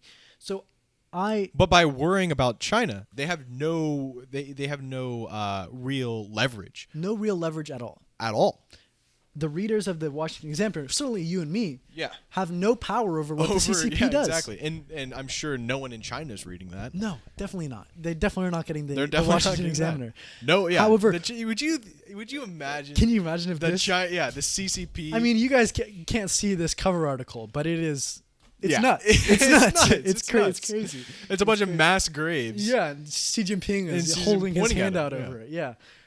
Jeez, man. I think that if the Washington Examiner wants to prevent these three charges, this way of doing it is ineffective and in a way irresponsible, because Yeah. there's only one cover article every single week. This is a weekly magazine, and by choosing to use this week's cover article to criticize the Chinese government, they are inadvertently not criticizing the American government for doing the same things. Sure, and not only are they not criticizing the American government, they're actually in a very omniscient way. They're promoting the American government because by placing the blame on China, they're inadvertently not placing the blame on America and saying that it's built into it's an assumption of it, definitely. right? Because when you're saying that, when you're attacking the Chinese government, you're omitting criticizing the American government for a purpose, Definitely. right? And so the readers might say, okay, well, we're doing a better job than China. We must be, because it's not on the Not cover of the yeah, Washington exactly. Examiner. It doesn't say crime against humanity and have Trump's face Sure, right there. and then a bunch of graves behind it. Yeah. They'd get killed if they did that. Yeah. The CIA would sweep in. definitely, and I'm certain that the readers of the Washington Examiner, which is a relatively right wing audience, I know I'm not that right wing, but I like to get this in order to see the perspective of the American right. Yep. They would certainly be a little bit more upset. Sure. The readers of this magazine seem to be readily happy to criticize the Chinese government, but they're not readily happy to criticize the American government. Yeah, I don't know what else more to say about it. It's really that It's irresponsible, and it's very irresponsible. It doesn't serve the purpose that it claims to serve. It doesn't actually reduce these three charges, and it doesn't actually have a concrete impact on how governments act. So we could say right now the role of journalists in America is to provide correct information about the scope of the coronavirus. Mm. We could say that that's a goal currently. That's the theoretic purpose of the fourth estate. That's right. Is to critique those in power to make sure that they are held responsible for their actions. That's right. And so that's the role of the journalists in America. And by not doing that, they're not fulfilling the role of providing adequate information, and they're leaving the providing adequate information directly on the government, right? And so the government's going to say, "Oh yeah, we're doing a great job," Right. And the reporters are not going to actually give the correct information. They're leaving the correct information, or who determines the correct information, up to the government. And of course, they're going to report in a way that makes them seem better than they are. Definitely.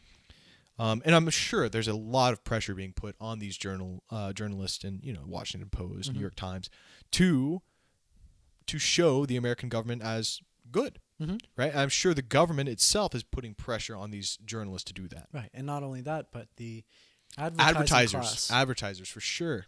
Morgan Stanley and J.P. Morgan Chase buys ads in the New York Times, and it is in the best interests of J.P. Morgan Chase to return to normal, to get the economy bolstered back up, even if that means allowing the people to die as a result of insufficient action against the coronavirus. Yeah, and if these journalists don't, and if the journalists are propagating that that is just going to be a massive shutdown for a long time, they'll simply retract their funds, or they'll threaten to. They're threatening. Yeah. That's the theoretical basis behind Yeah. Manufacturing Consent. Manufacturing Read it, guys. Consent, Noam yeah. Chomsky. It's a good great book.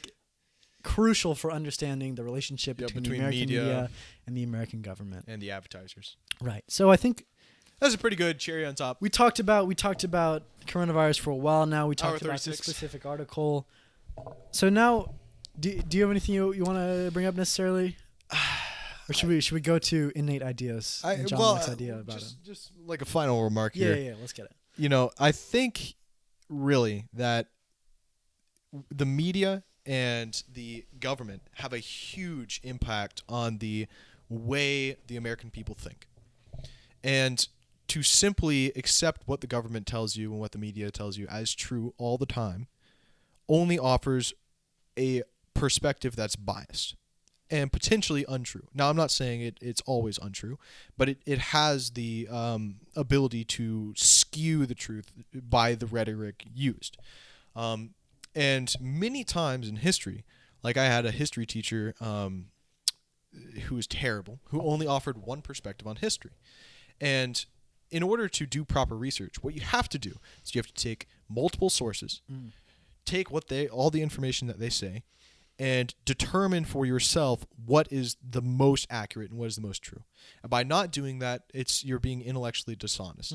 By only choosing one perspective on what's actually happening, you're accepting a biased claim that's potentially untrue. And so it is the responsibility of the reader of the Washington Examiner to read the Crimes Against Humanity and determine whether or not it's true and whether or not it's accurate and whether or not it's biased. At this point, all news is biased. Definitely. And in my goal in critiquing this article is not necessarily to say that all the claims are false. The claims made in this article have merit and have truth within them. The Chinese government did silence whistleblowers. They might have reported death and case numbers inaccurately. They did react insufficiently and not in a timely manner. However, if we want to prevent those three things, the best way to do that is criticizing institutions that we have power over. We do not have power over the CCP here in America. At least us as individuals don't. Yeah, absolutely no. Yet we do have power over our institutions, the institutions that claim to represent us. And so if we want to avoid those three things, and if we want to prevent the silencing of whistleblowers and the inaccurate reporting of death and case numbers, and if we want to promote the timely and efficient reaction to the coronavirus, the best way to do so within the institutions that we have power over. That's my general argument. Definitely. And by simply focusing on an organization that we don't have power over, what you're merely doing is critiquing something to divert attention away from the main issue. Definitely. And so, yeah. So by only accepting one perspective and by only reading one perspective. Sorry, I interrupted you there. No, but totally fine, dude. And by only accepting one perspective as true, what you're doing is being intellectually dishonest and having a confirmation bias, if you will, because you're only selecting what you believe as true and not considering multiple perspectives.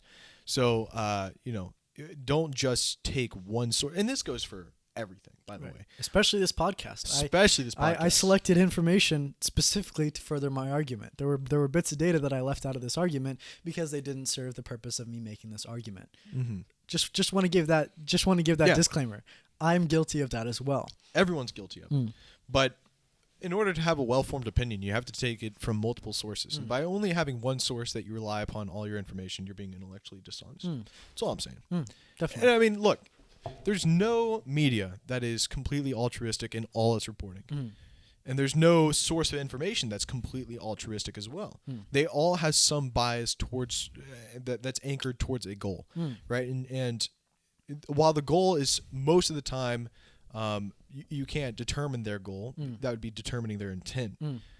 You have to at least read through the bias that's being presented and select multiple sources. That's just like a very general, here's how you should, Nicomachean ethics, like just like what you should and like what you ought. Yeah.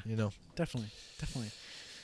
Well, you want to move on? Yeah, I feel like that was a good long talk, good cherry on top, Be skeptical, guys. Yeah. Don't believe what you hear, don't believe what you read, especially from us. Especially from us. We spout bullshit here all the time. We are very ill-informed people. Not ill-informed.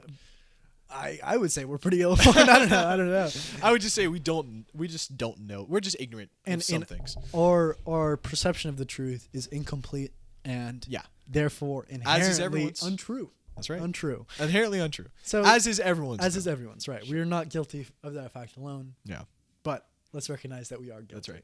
I want to. Okay. Did you see the UFO sighting that the government released as true? Yeah. Okay. What do you think of that? I think that at this point the world is so crazy that it doesn't even raise any red flags. Like we're so far down the road of absurdity that UFOs are real. Sounds good. It's not even a blip on the radar, know? Yeah. It was talked about for like 2 days. 2 days. And it's like back to coronavirus. Oh, by the way, UFOs are real. Everyone's like, who gives a shit? Like, yeah, seriously. Yeah. Yeah, I saw did you watch the video too? Pretty convincing. Yeah, like it was some craft, traveling like 400 knots against the wind. Against the wind? Right? Yeah, seriously. All the fighter pilots are like, what is that? What is going on, Yeah. I mean, it seems pretty convincing to me. So, okay, can I give you a little theory? I want to give you my theory, all right? Yeah. NASA. All right, so at the end of World War II, start of the Cold War, there was the Nuremberg trials. The scientists in Nazi Germany were creating missiles, and they were really good at creating missiles. And they were really good at science. They were, German Jews, extremely smart. Yeah. And most of them committed mass war crimes, right? And we're going to get probably tried and found guilty and killed, right? Because that's what happened in the Nuremberg trials. We're the winners, and you guys killed people. You guys are dying. But I would say they deserved it. Oh, I would say, definitely. When you murder entire groups of people based purely on their demographics, you deserve to die. Purely on the race. Yeah. Just wanted to interject there. Yeah, trust me. I'm not saying the Nuremberg trials. We're good. We're good. It wasn't merely that we were the winners and we wanted to punish the losers. That was definitely a part of it. It was a part of it, but it wasn't merely that. I mean, if you kill, they committed crimes against humanity. We'll leave it at that. Yeah, they committed crimes against humanity. Continuing, the operation called Operation Paperclip, as some might know, was to take the Nazi scientists who were really good scientists and bring them back to America.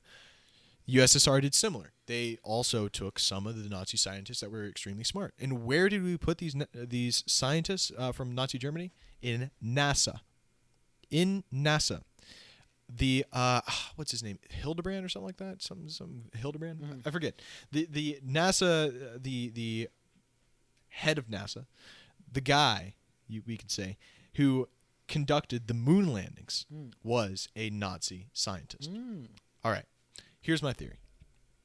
NASA is a breakaway civilization. Oh, All right. we're getting real tin hat. We're getting tin-hatted. We're getting Alex Jones. Yeah. Here. Look, UFO sightings, right? Where else? Who else has the ability to create UFOs where they can go 140 knots against the wind? Mm-hmm. Like a serious UFO. Uh-huh. All right. How do we get there? Okay, we have to theory craft if we're going to figure out Yeah. where this UFO came Yeah, from. yeah. It's either aliens or it came from Earth, right? Uh-huh. Those are the two options. Yeah. If it comes from Earth, it has to come from a civilization that we don't know, Mm. right? Or a part of our own civilization that we are intentionally not made aware of. That's right.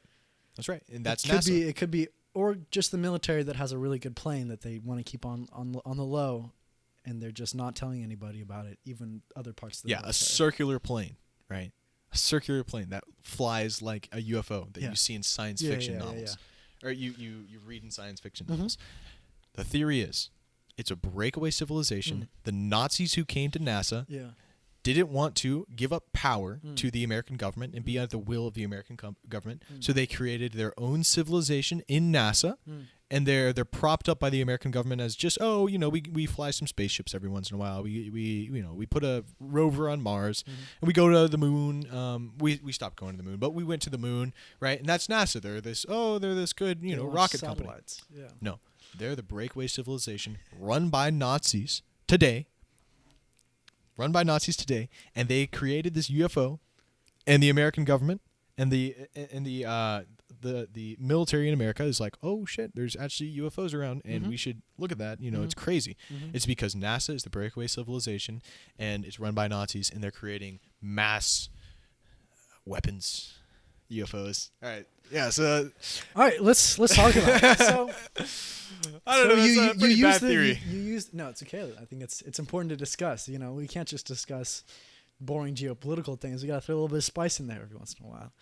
So throughout that argument, you used the adjective Nazi as a way to slander NASA and to criticize them. Nazis are bad, Eric. Nazis are bad, and I'm not disputing that. However, to call all of the scientists in Germany during the time of the Nazi regime Nazis makes sense. Everyone in Germany was a Nazi, right? I don't think that argument holds water necessarily.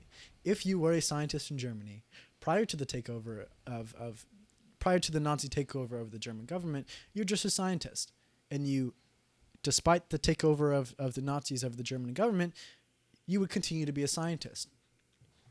That doesn't necessarily make you a Nazi. Now, does your work serve the interests of the Nazi party and the Yes. Nazi war machine? Yes. That makes you part of the Nazi. However, like you said before, many of them were Jewish, and many of them had beliefs that directly contradicted Nazi ideology But they still went along with it. because that was their job and they had no other choice. Mm-hmm. But they were seriously brainwashed. You could say that. You could say that. We don't know. We don't know the intent of these scientists, and we don't know their thought process. So by saying that the scientists at NASA who were a part of the Nazi group are The- still Nazis is wrong? I would say it's a little bit intellectually unrigorous. Yeah, because I'm assuming that they're still following the Nazi party. Right. The Sure. same way you might say that every single German citizen that lived in Germany during the Nazi period is a Nazi. There are still people alive today in Germany that were alive during that period that you might consider Nazis. However, I think that the only people that can be considered Nazis and used and be slandered with that term were people that were a part of the regime that believed in the Nazi ideology and directly supported that regime because of their belief in it.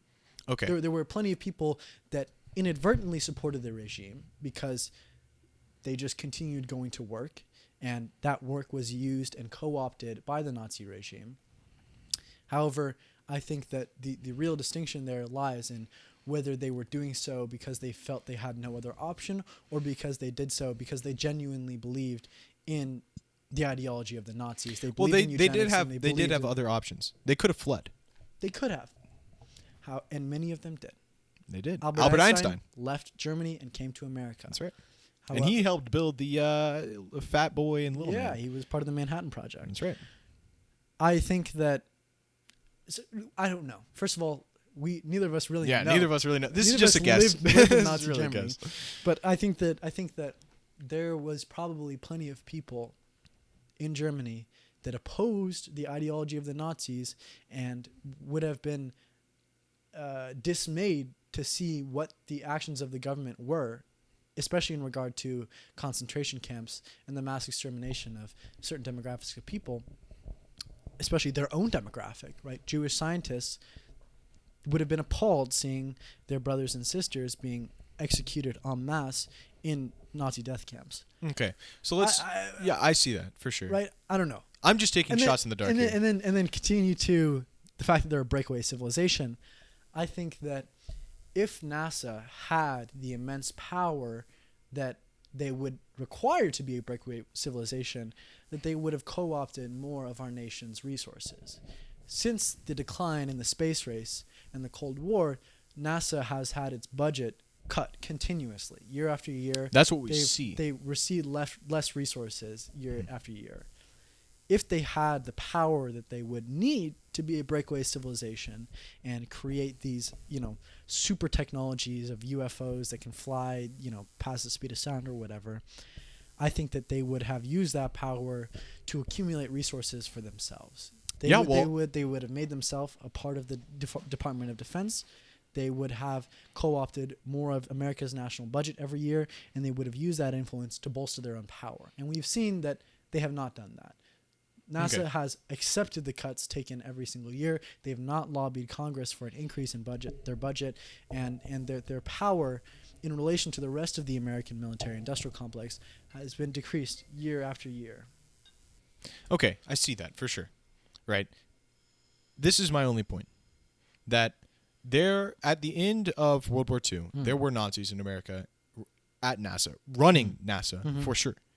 And during the space race, lots of resources were given to NASA. Tons of resources were given to NASA. A lot of money. Just a lot of resources. So to say that, because they've had budget decreases, that means that they wouldn't have the ability to become a breakaway civilization is wrong, because they were already provided for during the space race. They were given tons of money to go to the moon.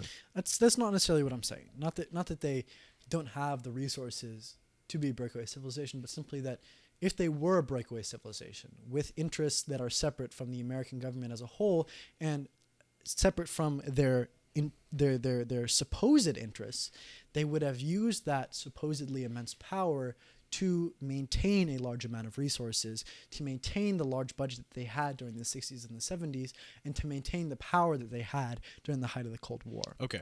So because it's in their best interest. Why allow the continuous cuts of their budget? Why allow the decrease in the priority of NASA as a part of our national defense budget? It simply seems illogical. If they had this immense power, why not use it in their best interest? Well, we don't know if NASA has any influence over the government, right? We don't know how much influence it could potentially have or potentially not have. And first off, America has done shady shit. Let me just say that. We've done some pretty messed up things. First off, we have the CIA, where we don't know how much money we really give them every year, right? There's no federal budget that tells us how much money we're giving to the CIA. And we don't know. There is one on paper. There is? Yeah, okay. It's part of the Pentagon's budget. Okay. Yeah. Part of the Pentagon's budget. Okay. But we don't actually know. Well, let's just go over the facts real quick. There's a UFO sighting. We know there's a UFO. Or at least we think it's a UFO.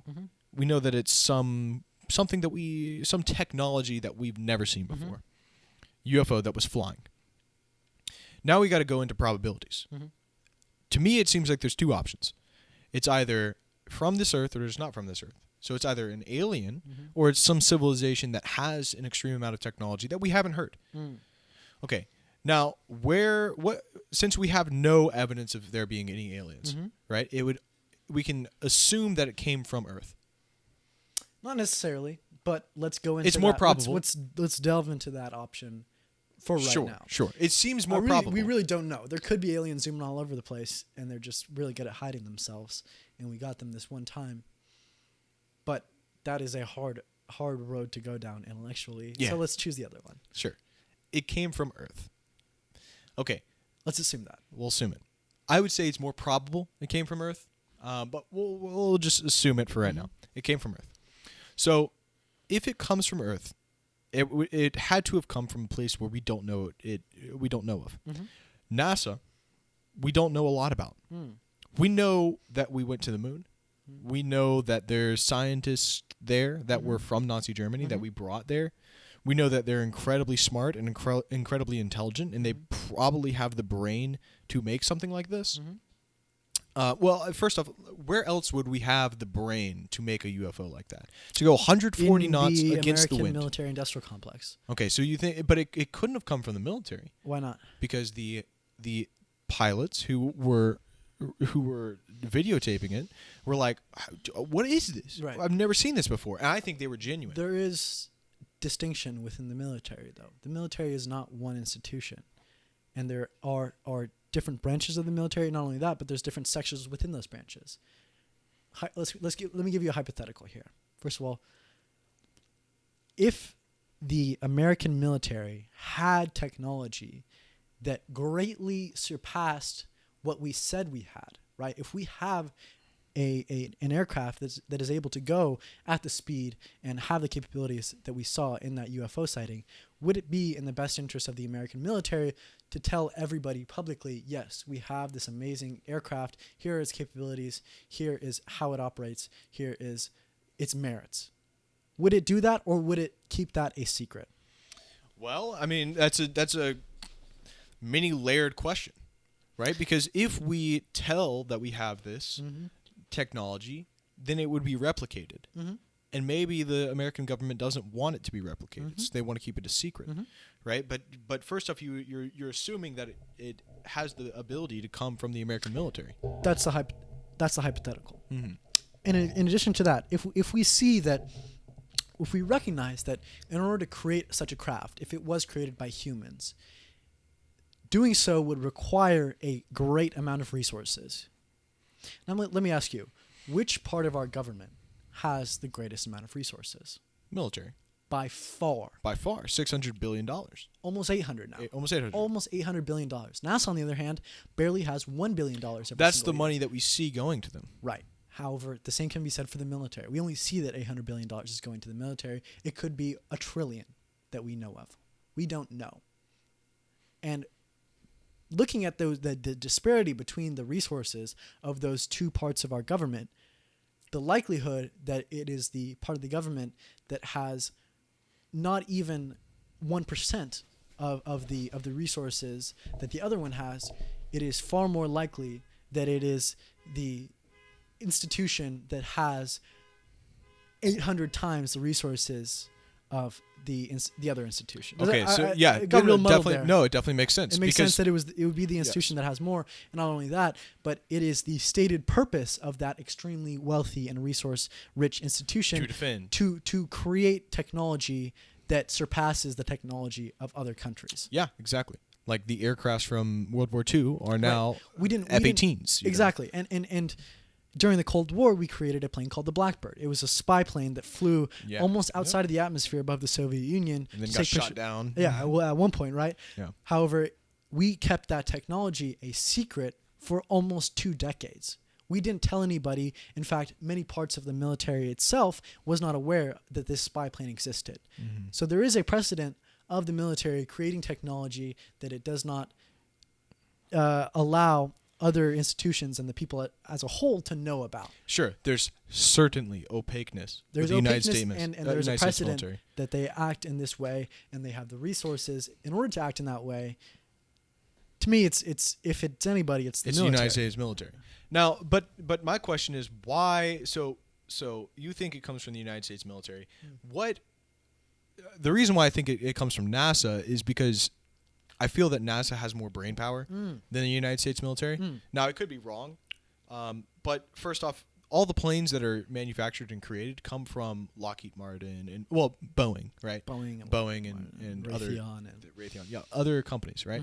And so it would have to be an effort from those companies to create the planes like the Blackbird, right? That was the name, Blackbird, Something like that. something like that. There was some acronym and letter or number that it was actually called, but it was yeah. referred to as the Blackbird. Which was the spy plane that flew over the USSR. Mm-hmm. Come to find out, the USSR was also spying on us too, right? Makes sense. Yeah, I mean that's Touche. yeah. I mean that's what we've been doing. Yeah. We've been spying on the US, well, Russia now, but Yeah. Anyways, side point. You're saying it's more likely that it comes from the military. So my question is, do you think the military is as opaque as do you think it's opaque enough to hide a super special aircraft like a UFO? I certainly think it's more opaque than NASA. Really? Yes, because the military and the military-industrial complex over the past 100 years have shown a pattern of opaqueness. And not only that, but it is written into the doctrine of the military to be opaque. Yeah. They state publicly, we can't tell you everything. We have confidential information, we do confidential things, and we have technology that we will not let people know about. That is the public-facing position of the military. We don't tell you everything, and we're not supposed to tell you everything. NASA, on the other hand, has a doctrine of transparency. Every single dollar in the NASA budget is supposed to be accounted for. NASA has to let the press and the American people as a whole know what they're spending their money on. There is a clear difference in the doctrines of those two institutions, and to me it would make sense that the institution that is publicly opaque would be more opaque than the institution that is publicly transparent. But isn't NASA a part of the military in some way? In a lot of ways, yes. That NASA technology and the technology research by NASA serves the purposes of the military, and there is cross-feeding between the two. And in fact, my dad worked for NASA for a short period of time up in the Bay Area. So, and he's never really explained what exactly he worked on. I've asked him point blank, what were you doing up there in Alameda Base, right? He says, something to do with cults, right? Something to do with cults? Right. And you might say, doesn't make sense. Why would NASA be researching cults? Well, they're a little bit opaque, right? I don't know where I was going with that. I just wanted to throw that in. I want to know more about that. Right. A little personal anecdote. We'll have to have my dad on the podcast. Yeah. I'm sure he would. I'm sure he would readily expose that information. No, I'm sure he wouldn't. Yeah. But yeah, to me, it makes sense that the institution that is publicly opaque would be more opaque than NASA. And you may say that, well, NASA does work for the military time and time again. Yes, that makes sense. But at the end of the day, it is the military that receives the benefits from that opaque technology and that information. So the clear purpose to me of having a UFO is to increase military scope. Right? Wouldn't you say so? Or what would the purpose be of having like a super special aircraft like that? So if we're assuming that it is the American government or a certain branch of the American government, or a civilization or the military that is opaque enough to not reveal this to the public. What is the purpose of that? Yeah, to have a technological edge over potential adversaries. Okay. That is seems like the most plausible goal of having inaccessible technology like that. So, and which institution has the stated doctrine of having a technological edge over potential geopolitical adversaries? The military, obviously. So you're saying it's more likely that the military is the one that created this UFO? That's what it seems like. Yeah, well, I was on the military base. We have tons of military bases in San Diego everywhere, and I got invited to go tour some aircrafts from a guy up at my church who flies planes. And first off, the amount of planes and the amount of weapons that the United States military has is so overwhelming. Like, you don't really understand how many missiles and how many planes we have until you go up to a plane and it's like, oh yeah, this is like a $30 million plane. And this is one of them. We have like thousands of these exact planes. Yeah. And just here in San Diego. Exactly. And you see this missile can blow up like an entire small town. with one missile. Yeah. You see how many we have? Mm-hmm. It's really It's mind-blowing. almost unfathomable. Yeah. Seriously, it's mind-blowing. Mhm. And the fact that we keep I'm gonna go off on a little side tangent. Yeah, yeah. And the fact that we keep manufacturing these missiles all the time and in manufacturing these planes all the time only increases the likelihood that we go to war with someone. Mhm. That's the sole purpose of a missile, is to Mhm. blow up things, to Mhm. blow up people, to blow up buildings. Mhm. And the fact that we are massively increasing the amount of money that is given to the military to make missiles and to make ships and planes. Really, I feel like only increases tensions in the world to go to war. Mhm. Now, wouldn't it be greater if we could instead use that money to increase the satisfaction of the American people? We've Yeah. talked about this a ton of times. Makes sense. It just, I feel that we could get to a point in the world, maybe this is way too optimistic, Mhm. where instead of making missiles and instead of making planes and ships for war, Mhm. we can instead use that money to increase the lives of the people in South Africa who don't Right. have unclean, Right. who have unclean drinking Or just water. build hospital beds here in America. Exactly. Give the people of Flint clean water. And it's not just in Africa where people don't have clean drinking water. It's right here. Yeah, In our like country. in like the cotton belt or The Rust Belt. Yeah, Rust yeah, Belt, yeah, Rust yeah, Belt, yeah. It seems unfathomable and it seems cruel, honestly, to spend so much on an institution whose purpose is to kill and maim people. And I think that we're now at sort of a crossroads where our hard power diplomacy is being confronted by financial diplomacy being practiced by China. And I think now is an important time to really take a hard look at our style of diplomacy and if our style of diplomacy is the most beneficial style of diplomacy for America geopolitically. So if we compare China's style of diplomacy, international diplomacy, with America's style of international diplomacy, we both offer different carrots and offer different sticks, to put it lightly. America, on one hand, we use our military power and we use our diplomatic power. We use our clout in various international institutions to threaten and get concessions from other countries. We can threaten to go to war. We can threaten to topple a dictator like we did in Iraq. Or we say we will, criticize you in the UN and get international sanctions placed on your country. So that is very stick-heavy diplomacy. We threaten and we threaten and we threaten, and that's how we get concessions. Sure, and other countries do as well. Other countries do as well. However, let's compare that style of diplomacy with the current Chinese style of international diplomacy, which is much more carrot-based. The Chinese will offer something in order to get concessions. They say, we have over $1 trillion ready to spend on infrastructure outside of our country. If you give us these concessions, we'll build you a new railroad. We'll build you housing. We'll build you factories. We will give you technology. And you won't have to pay a dime. And you want to pay a dime. Now, of course, there's concessions attached to that. Absolutely. It is that this money is not given altruistically. For sure. However, that style of diplomacy benefits both countries. Sure.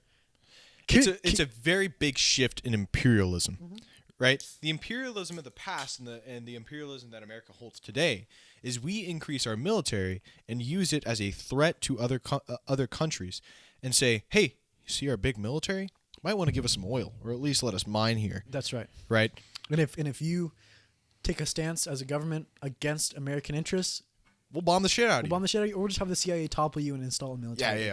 We'll send the CIA in. It's usually easier that way. Yeah, it's usually easier and it's usually out of the public eye. Right, exactly. We don't really know what happens. We just see some New York headlines about how this leftist government is undemocratic and dictatorial, and next month He's gone. they're gone, and all of a sudden there's a right-wing military. Sure, that's and it's power. in the very back piece of the newspaper when Exactly.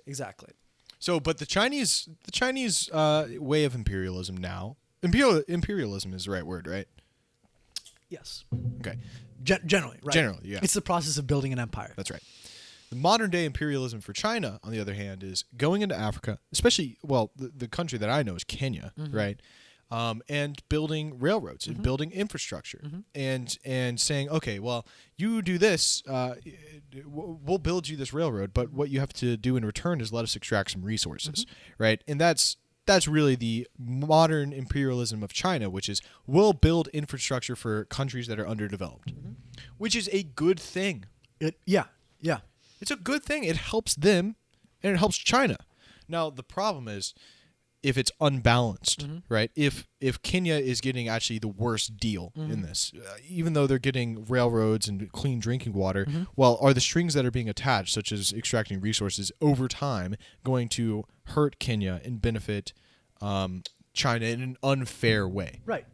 Well, I think that is ultimately the purpose of imperialism, right? Is to extract resources and wealth from your empire and bring it back home. Yeah, and that's and Africa has been the most susceptible to this. They have suffered as a result of European and American blood diamonds, for imperialism. instance. Time and time again, the African people have been hurt by this process of imperialism. However, I think it's important to juxtapose these styles of imperialism. On the one hand, under the American style of imperialism, you get your resources extracted and you have the potential to be hurt by the American military and the American intelligence agencies if you do not comply with this extraction. Physically, your people will be murdered or your government will be toppled and chaos will ensue. On the other hand, you have the Chinese style of diplomacy and the Chinese style of imperialism, which benefits both parties. You get new railroads, you get new ports, you get Chinese investments into your industry. And several countries have benefited greatly from this. Ethiopia is a big one. China has pushed a large amount of money into East Africa, and Ethiopia has been a major recipient of this money. Ethiopia has seen its GDP increase by almost 2 digits every single year since this investment has begun. Addis Ababa, the capital of Ethiopia, has become a metropolis of industry and technological development within East Africa. Because of China. This investment has benefited the people of East Africa and also China. Now, is it a dysfunctional relationship? Yes. Yes, for sure. It is one-sided to some extent. China ultimately reaps the most benefits from this relationship. Long-term benefits, Long-term benefits. They are able to gain control over these countries and take power and resources from those countries and bring it back to the Chinese mainland. However, if we compare these styles of imperialism, I would argue that the Chinese style of imperialism is, to some extent, more beneficial for both parties than the American style of imperialism, right? Because the American style of imperialism not only hurts the people, the imperial subjects of the American empire, but also the American people themselves. As you said, that money could be spent improving the lives of Americans, and instead it's being spent on bombs and planes and aircraft carriers. So inadvertently, or as a consequence of our large military budget, we are ignoring the material needs of the American people. Yeah, and I think it's also important to mention how much stronger the American military is than all of the other militaries in the world that are close, right? The ideal situation is America's military is just stronger than its enemies. That's it. It should be just stronger than its enemies and have the ability to mobilize more of its military and more of its resources to adequately defend against its enemy, mobilizing and increasing its military. That should be it. Once that's settled, then the resources can be spent elsewhere. Right, in a utilitarian way. In a very utilitarian way, which would be $1 million can do so much good. That's right. We talked about this on a previous podcast. It can do the amount of people we can get off the streets with $1 million is massive compared to the amount of people we can kill in the Middle East with $1 million. There's a book by a person called Bjorn Lomborg, which is called How You Can Spend $75 Billion in a Great Way. I forget what it's called. But it's this book that basically talks about how $75 billion can change so much of the world. $75 billion. We just spent $2.6 trillion. To almost 4 at this point. 2.6 was just the initial spending. That was just the initial stimulus pack. If we, first off, you have to, there's, when you have money, you have to figure out what is the best way to spend that money, right? The most efficient, what's going to change the lives of the most people, what's going to be the most goodest, right? Way to spend your money. when you dump $800 billion into the military, it has a very little effect on the increase of military power. When you spend $800 billion on, I don't know, the CDC, Center for Disease Control, it has or housing. Housing, for sure. We could eliminate homelessness in America this year if we spent a fraction of what we did on the military on simply building apartments for people who deserve them. Sure. The problem is, if you do that, then it expands the scope of the government in a way that the American people don't want to see, right? So that's. I mean, it's not as simple as here's $800 billion. Sorry, everyone gets a house, right? Although that would be. It's not just as easy as just here's $800 billion. Everyone's houses is paid for, right? Think, well, first of all, it would not cost nearly that much. It would cost significantly less to build housing on a massive scale like that, and we can sort of. We've seen that happen in China, where concrete and steel production was subsidized by the government, massively decreasing the cost of producing housing and buildings as a whole. That was one of the main factors in the industrial boom of China over the past 40 years, is the incredibly low price of steel and concrete, which are the two main ingredients in building stuff. Steel, concrete, and glass. Exactly. All three of those products were subsidized by the government to a massive degree. Sort of an interjection. However, I think that ending homelessness in America is an extremely noble goal. And I think that you would be hard-pressed to find anybody outside of extremely conservative people that would be opposed to that. I think that religious people should be in support of that. And I think that people who generally have a sense of basic morality, and especially the golden rule that you should treat others as the way you would want to be treated, would be in support of that. And in my perception, most Americans would be appalled at how little it actually costs to end homelessness in America. It would only cost around $1 billion a year to keep all of the people that are on the street right now off the street. Because instead, what we're doing is we're finding crimes in these homeless people and giving them a home in jail. Right, which is extremely expensive. It's expensive to keep people in jail. Anyway, I don't know. We kind of started rambling a little bit there. Talking about problems. Talking about all of our problems as we've talked about in the past. And I'm sure we made some absolute statements that are untrue. Probably. I'm sure we lied a little bit there. As always. This is our own perception of these issues, and I hope that you guys don't take our truths as the truth. Absolute. These are our subjective truths, and it is important you do your own independent research on these subjects. Really look into the cost of providing housing for all the American people, and not only look at the facts, but look at your own morality. Would this action match up with your own principles and your own moral compass? Is this an action that we should take? And if you believe that it is an action we should take, act on that feeling. Vote in a way that gets that done, and make sure that our leaders in this country know that you believe that and know that you support taking that action. That's right. So I want to talk about the impending doom of the American economy. All right. So currently we're resting at 2.6 million unemployed. 26 million. 2.6. No, 26 million unemployed. Now, I saw a really interesting graph the other day where it showed the people who filed for unemployment in America. And the graph was at the very bottom, like 6 million or something like that, 5.5 million or something like that during the Great Depression. And the graph goes on for a while, goes up, goes down, goes up, goes down throughout American history. And then today, sharp increase to 26 million. Now, what are the repercussions of having 26 million unemployed? And the number is only increasing. And also, let me add, there are people who have lost their job who have yet to file for unemployment. So the actual number of people who are unemployed in America is a lot greater. The response from America to curtail the massive unemployment: print money. Print money, give it to corporations so we can artificially prop up the United States economy.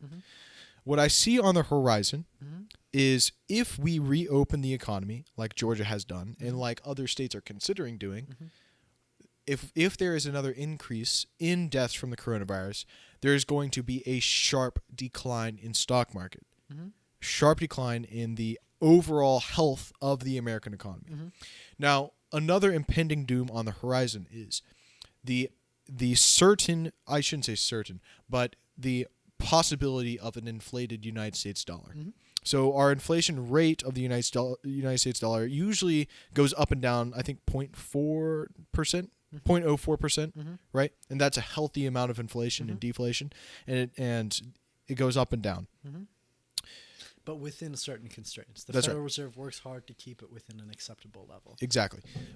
But if the United States government continues to print money and give it to the American people, it's almost certain that when a crap ton of money is dumped into the economy artificially, without the labor and the increase in productivity, the dollar will lose its value. Right. Okay. Basic economics. Basic economics. If the currency isn't attached to material wealth, then that currency will lose value. It's also based on productivity. How much materials? Well, yeah. How much materials are we producing? So that's another impending doom on the American economy. So what are the repercussions of the stock market crashing? Okay. If the stock market crashes, we already saw this in 1929 when the stock market crashes. What happened? There's a long depression, unemployment. First off, I'll tell you a little aside here. When the Great Depression happened, there was a lot of shame from men who have jobs, who provide for their families, who lost their jobs. There was a lot of people who would hop on trains. They couldn't go home and see their family and see their wife, and their wife asks, "Are you making money? Do we have enough money to put food on the table?" And they're saying, "Well, I don't know," and they have to face the shame of not being able to provide for their family. There was a lot of fathers of families who left their wives and their children at home because they couldn't provide for their family, and they would just hop on a train and go, because everywhere wasn't hiring, right? When you have 26 million people unemployed, the productivity stops. There's no one producing materials, and when the economy is being artificially inflated by, just federal printing of money, Jerome Powell printing $4 trillion.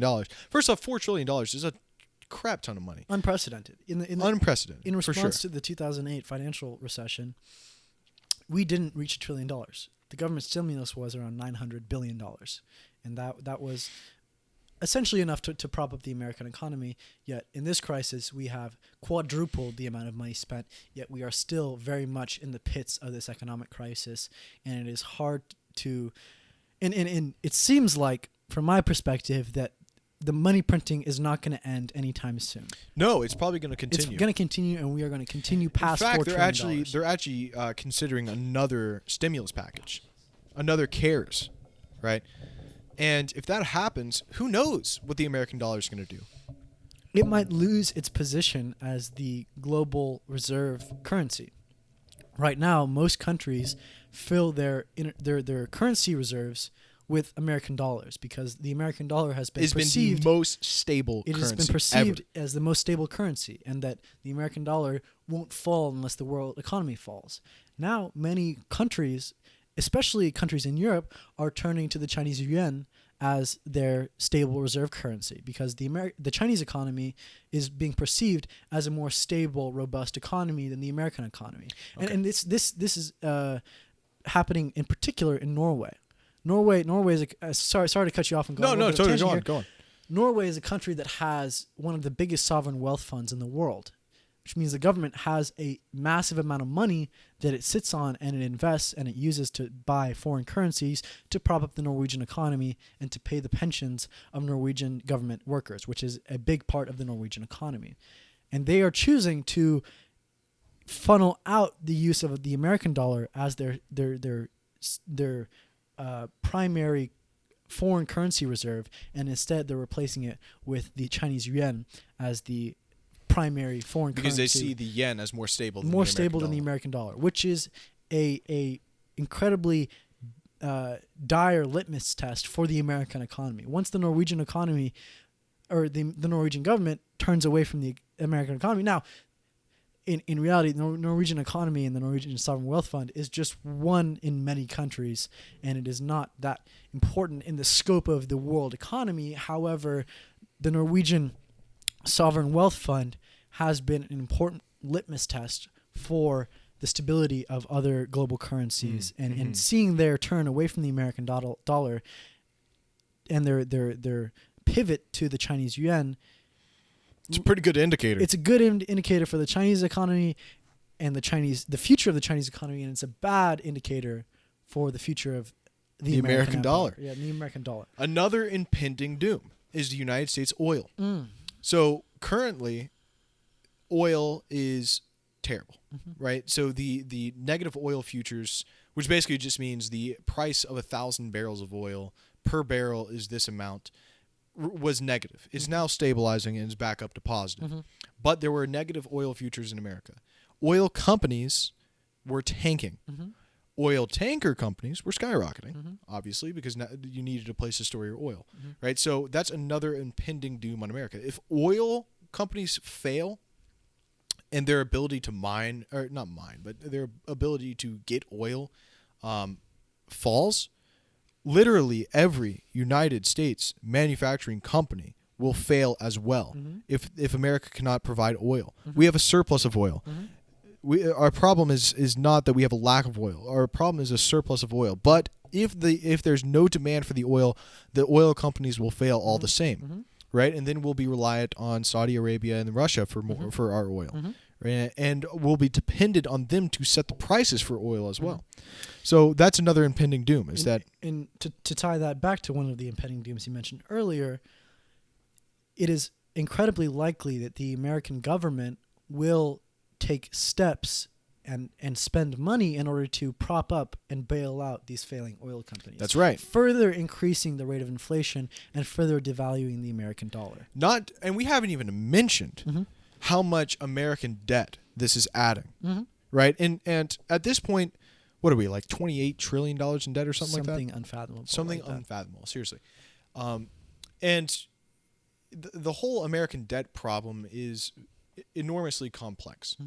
But from what I understand, someone is going to have to pay back that debt at some point in time in the future. Now, we don't know when it is. Yeah. And we know who's probably going to be paying it. The American people. At this point, I feel like I saw a number, and maybe I'm wrong, but I think it was every American citizen would have to pay $50,000 in order to abolish the American debt.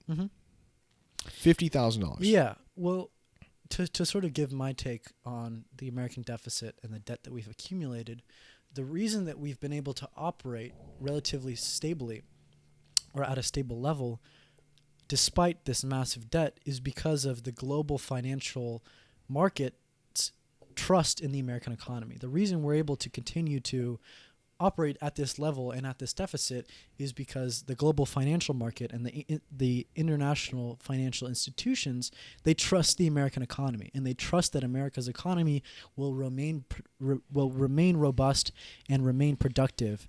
However, if the global financial community loses that trust, they will cease the buying of American treasury bonds, and they will cease the propping up of the American deficit. So if we lose that trust, that is when that deficit will become a problem. And it seems like we are in the process of losing that trust now. Right now, like you said with Norway. They are losing trust in the American economy, Sure, and they're losing trust in the American dollar, which will bring about that reckoning. Sure, and how many other European countries will lose their trust in the American dollar as well? Almost all of them. Almost all of them, right? And now we're seeing how dependent the world economy is on the American economy, right? And so we're all connected through trade, especially.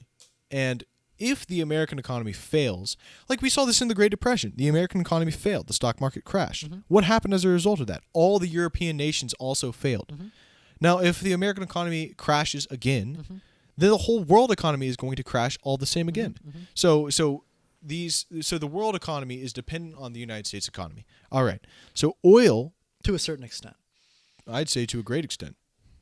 Well, if we look back through history at the Great Depression, the rest of the world economies did not suffer to the degree that the American economy suffered.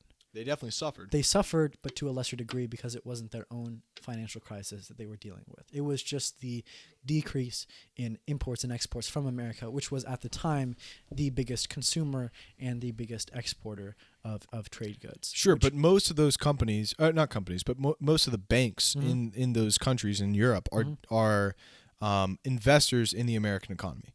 As they still are. As they still are, like the Deutsche Bank, right? Massive. So those are some certain impending dooms. Is it going to play out? What do you mean? Is the impending dooms actually going to affect the American economy? Because at this point, the impending dooms have affected the American economy, but ever since March 23rd, when we hit rock bottom, the American economy has been going up from there because the stimulus package has artificially increased the stock prices and the and just the American economy as a whole has been propped up by the stimulus packages, right? Is that going to continue? I would say no. You think there's going to be another sharp drop? I think that if the government continues to spend unfathomable amounts of money propping up stock prices and propping up the solvency of these large corporations, we could maintain a artifice of stability and of economic prosperity. However, if you look behind the scenes, it's going to hurt. And we can either have it hurt right now or we can have it hurt down the road. And the longer we maintain that facade of stability and prosperity, the harder the crash is going to be. If we continue to spend trillions of dollars every month maintaining that facade, either the American dollar will become completely devalued or the government will have to deal with the deficit and the debt that we've accumulated. Either way, either of those two options will be devastating for the American financial community. The alternative is we stop spending that money on propping up that facade of stability and instead choose to spend that money in a way that protects the American people, protects them from the harm that they are going to inevitably come into contact with as a result of the unemployment crisis and as a result of the coronavirus crisis, and instead essentially spend that money in a utilitarian way to make sure that those that will suffer the most get relief the way they deserve, and those that already have too much deal with the brunt of this virus. We're now at a crossroads. Either we help those that have too much or we help those that don't have anything. And I think that by propping up the corporations that are extremely wealthy and extremely overburdened in terms of their share of the American economy, we are going to continue to uphold that facade and maintain or cause a greater crash in the future as opposed to a lesser crash right now. And I think that crash in the future will be compounded by the coronavirus if it is allowed to continue to fester. If we don't deal with the coronavirus issue right now, it is going to stay a problem and it is going to continue to chip away at the American people's health, the American people's prospects of how their life is going to look, and it is going to continue to chip away at the foundations of the American economy. So I think the best solution for the problem that we're dealing with right now is deal with the coronavirus right now. That means maintaining stay-at-home orders. That means maintaining or supplementing the purchasing of protective equipment, increasing testing rates. And the flip side to that is making sure the people that are suffering as a result of this virus get the help that they deserve. Make sure that the people that are filing for unemployment get those unemployment payments. Make sure that people who aren't able to put food on their tables get the food that they deserve. Make sure the people that get put out on the street as a result of this crisis have a place to sleep at night. That should be the priority for the American government. And if we ignore that responsibility that we have, we are going to accentuate the crash that we are going to feel in the future. Yes. So what you're saying, from what I'm hearing, is that we should suffer now and try and set up a long-term and stable system later, Mm-hmm. and not have a short-term gain that lacks suffering, Mm-hmm. only to push back the impending doom to a future date. Because you think that the impending doom will certainly happen. It will happen, and we can either choose to have it happen now when the American economy is already tanked and when the American people are already suffering, or we can choose to push it back. And the farther we push it back, the worse it's going to be. If we push it back 6 months, it might be twice as bad as if we deal with it now. If we push it back 2 years, it might be 10 times as bad as if we deal with it now. Now, I'm making these numbers up, but that's what my perception is. Mm-hmm. And the farther we push it back, It's reasonable. the less the American dollar is going to be worth, the less our standing in the international financial community is going to be, and the worse the American people are going to suffer as a result of that crash. Yeah. I certainly see that. And I believe that is true as well, because ever since 2008, after we had the crisis, the United States economy has gone up. After we hit rock bottom, we didn't have another rock bottom. We had I forget what day it was, but there was a massive crash, and then we gave money to the banks, and we artificially increased the economy, and we got up to 2019 when we had a massive year. Stocks were great, futures looking good. Coronavirus hit, tragedy. Now we're at where we are now, and there are so many unforeseeable hindrances, right, that will come up and momentarily destroy everything, like coronavirus or like a potential war. And or the second wave of coronavirus. Or the second wave of coronavirus. Yep. Now. If we don't stop now. And so the long-term health of the United States has been pushed aside for the short-term gain of the wealthy in America. So That's what it seems like. that's what it seems like, for sure. And I believe that's what it is to an extent. So what would you say is the solution to continuing the long-term health of the United States and pushing aside the short-term? Would you say that it would possibly be not bailing out Carnival, not bailing out Ruth Chris Steakhouse, right? Because they don't need to be bailed out. Right. Let them fail. Yeah. Because they are necessary failures to the long-term health of the United States. Yeah. Instead, we should give our money and we should move our resources towards the people who need it the most, such as the people who are doctors, nurses, who are wearing trash bags, to the 26 million people who are unemployed, to the people who are going to lose their homes, that they should have a place to live. Yeah. And instead of giving the executive of Carnival however much money they got, and artificially increasing their stock prices and giving money directly to the stockholders, we should instead let them fail. Well, I think that the terminology "let them fail" is a little bit unnecessarily cruel. I don't want to see anybody fail, and I don't want to see anybody hurt. But it will happen. It will happen. Someone is going to hurt, and someone's going to feel the brunt of this crisis. I would want the people that suffer as a result of this to be the people and the institutions that will not suffer the most, if that makes sense. Yeah. If you live in a mansion and you have millions of dollars in the bank and you lose half of your wealth, chances are you're still going to be able to afford food and you are still going to be able to have a place to sleep at night.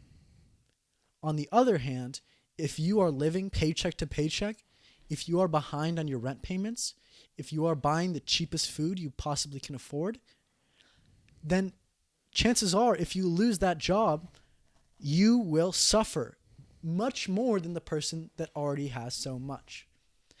And we're faced with this choice. Either we prop up those that already have so much, or we help those that have so little. I think the choice from a moral standpoint is simple, that we help those that need the most help, and we help those that will suffer the most as a result of this crisis. And I think that one tactic we can use to divert the suffering from those that have too little and put that suffering on those that have a lot is by canceling rent payments. Now this is a daunting Controversial. thing. Controversial, right? However, I think that this would be a significant step in maintaining the solvency of many small businesses and allowing American workers that have been laid off to protecting American workers that have been laid off from homelessness. Now, this would place the burden and the suffering onto landlords, the people that hold real estate. Well, banks necessarily, because Banks in a way. landlords pay the banks. Landlords so it's just a step behind. I mean, Step behind. because so Well, either Go ahead. Either landlords are owning their properties by paying mortgages, or they own it out, or they own their properties outright. most of them pay mortgages to the banks. A lot of them. I don't know the actual percentages, but I think that if the crossroads is either letting the land owning class suffer or letting the tenants suffer, we should choose the landlords because they Yes. represent a smaller class of people. This is controversial. They represent a smaller class of people. And if we want to make our choices as a society based on a utilitarian basis, the most good for the most people, that would mean helping the people that pay rent and hurting the people that receive that rent. Now, I know hurting seems like a bad thing. We don't want to hurt anybody, and I agree with that. But someone is going to suffer as a result of this crisis. Yes. And I think that it should be those that represent a smaller percentage of people. Yes. I mean, how many people do you know that own property? I know a few. I mean, Very few. How many people do you know that pay rent? all of A us. lot more. Yeah. A lot more. Well, the people who own property are also paying rent. I think that's an important distinction. The amount of people who actually own condos, for instance, is small. Like they own the entire condo. They've already paid it off. It's small. The amount of people who own the condo because they owe money to the banks is the majority. Well, of it. there's a distinction here that I want to make. So either there's a difference between owning your own house and you've paid off that mortgage and it's yours and you live in it, and owning a house outright, you paid off that mortgage and you're renting it out and you're receiving rent from someone else and you're taking their money because you own this property. Well, you're giving them the house. I mean, you're taking their money. I don't know. Right. It just kind of seems charged. Right. Well, we can get into the nuances of landlordism and how economists Landlordism. throughout time, including Adam Smith, the father of Yes, all economists, did not like landlords because they did not add anything productive to the economy. They're receiving passive income. They're receiving passive income for doing no labor. Yeah. You could say that they're providing housing. I would say that the people that provide housing are builders, the people that build housing, and they're not receiving that passive income. Instead, it's those that have capital set aside in order to buy housing and receive passive income. Now, we're getting into muddy waters here, right? However, I also want to look at small businesses. Like you said before, almost 30% of restaurants are going to go out of business as a result of this crisis. That's the estimate. It might even be. It might even be That's less. just an estimate. It might be less, might be more. Yeah. However, that is a significant portion of restaurants, and which are mostly small businesses. Sure, but the big businesses like McDonald's and your chain restaurants are not going to go out of business.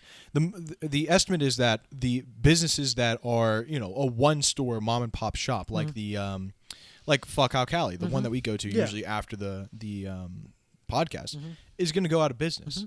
It's not the big chains. It's not your McDonald's. It's not your whatever's.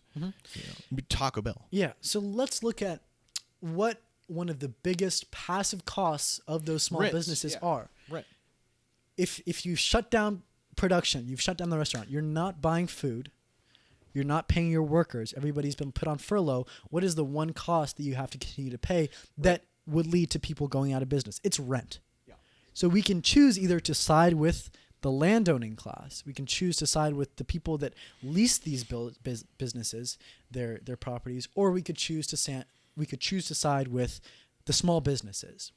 At this crossroads, I think it's more important that we support these small businesses as opposed to these large landowning See, okay, but corporations. what happens if the people who are collecting rent don't collect rent? They suffer.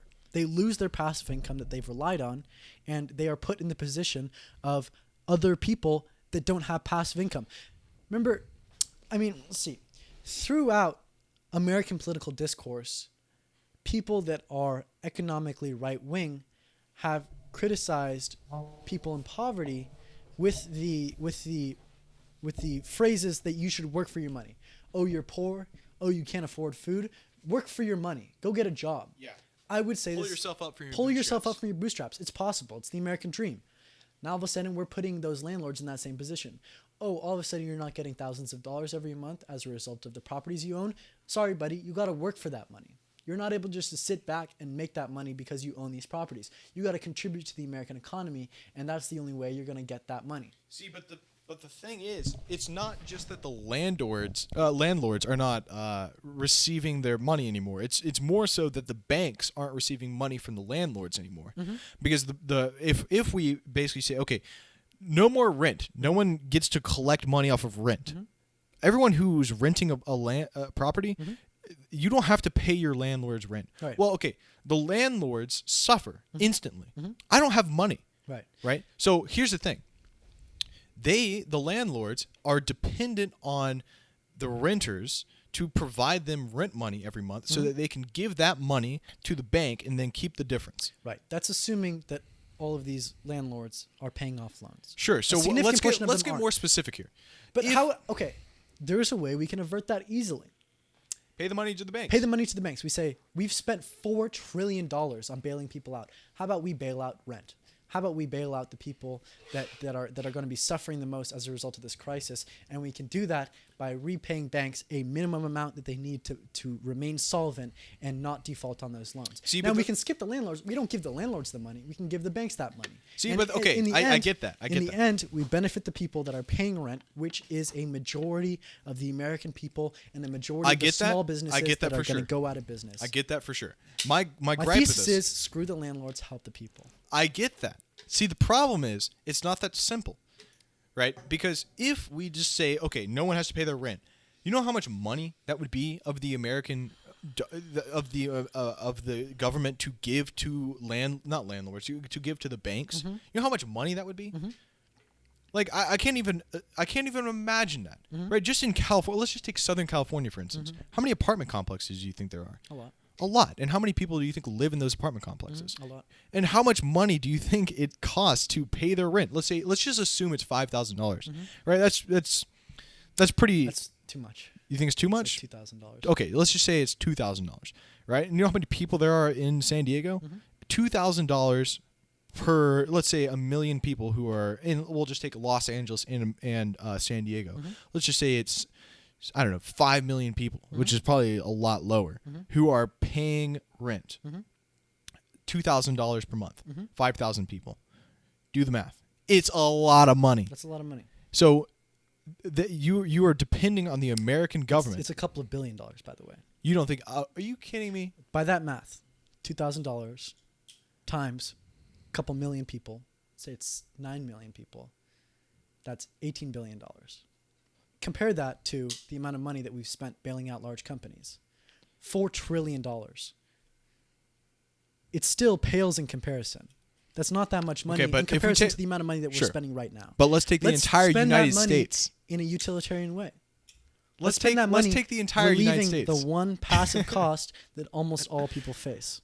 Okay, let's just take the entire United States. It's a lot of people and it's a lot of rent payments. Sure. So, what we can do is we can make sure that those rent payments don't match up fully. We don't have to pay the full amount of loans received by banks. We can make sure that it's 80%, maybe 60%. Whatever amount the banks need to remain solvent and continue and not go bankrupt. However, we don't have to pay off the rent of landlords that own their properties outright. And a lot of large real estate companies do own their properties outright. Kushner Companies, for example. Jared Kushner works for a real estate company, and he did so before he entered the White House. Most of his properties that his real estate company owned were owned outright by Kushner Companies and Kushner Properties. That would be a category of landlord that would not benefit from this sort of repayment. They don't pay their loans out to a bank. They own their properties outright. Now all of a sudden they would lose those payments. However, that money can be spent in a way improving the lives of the American people and hurting the landowning class who have collected rent from these American people, and in many ways hurt them through legal loopholes and extracted as much wealth as possible from their tenants. Okay, so here's a number. Collectively, American renters paid a total of $485.6 billion in 2017. Mm-hmm. So we can say that That's the whole year, and it's $500 billion. That is 1/8 of the total amount of money that we've spent bailing out companies. Okay. That is not that much. That's not that much money in comparison to $4 trillion. Now, if we had taken 1/8 of that money and given it to the people that pay rent, or just simply paid off their rent for them, and that's including all of the rent, including so what happens to people landlords, who have a mortgage? We pay that off. It's Okay. it's the same thing as rent. It's the same strategy as paying off rent. Let's get the amount of I just think that is one solid utilitarian way, an egalitarian way to make sure that the American people avoid the potential suffering that they will inevitably be faced with as a result of this crisis. Mm-hmm. And you're okay. Let me give a little summation of what I'm. That's a whole year, Gabe. Yeah. We could pay off the rent for a whole year. Yeah. But the reason, okay, what is one of the reasons why we don't? Why we don't? Because that would ultimately chip away at the power and the wealth of real estate companies, which represent an extremely wealthy portion of the American people. And because they are extremely wealthy, they can use their wealth to threaten to withhold their power from American political parties. Okay, so the mortgage. The Kushner family are major Democratic donors, as they have been ever since their rise to power in New Jersey in the 1990s. They donate a ton of money to the New Jersey and New York Democratic parties. They can threaten to withhold that money if this sort of action is proposed. And by doing that, they can exert influence and they can exert power over the supposedly democratic and representative government that we are given on paper. Mm-hmm. Yeah, I don't know. I'm sort of trailing off. I just think it's not a simple way. It's not simple, but it's a utilitarian way to spend this money that would benefit a majority of the American people while hurting an extremely small portion of the American people. Mm-hmm. Yeah, I mean, it's a good point. It's one way to do it. It's a good point. And it would help so many of the small businesses that are going out of business right now remain solvent and come through this crisis relatively unscathed. Yeah. Rent is a significant portion of what a business pays out to remain solvent in times of closure. Yeah. By canceling rent payments, we can save mom and pop shops from going under, benefiting the American economy and benefiting small business owners that are going to be hurt as a result of the ineptitude at the state and the national levels of government. We got heated. No, it's not heated. Here's my gripe. I just feel like, we could talk about, being utilitarian and spending our money all the time, but unless we put real policies on the table, it only comes through legislation. Like, that's how it comes. This legislation is almost impossible. There's no way the Republican Party is going to cancel rent payments. Yeah, I mean, it is against their Donald Trump collects rent. Yeah, he's a landlord. But I think that is one policy that we could try to implement that would avoid the unnecessary suffering of the American people at the cost of the suffering of an extremely small portion of the American people.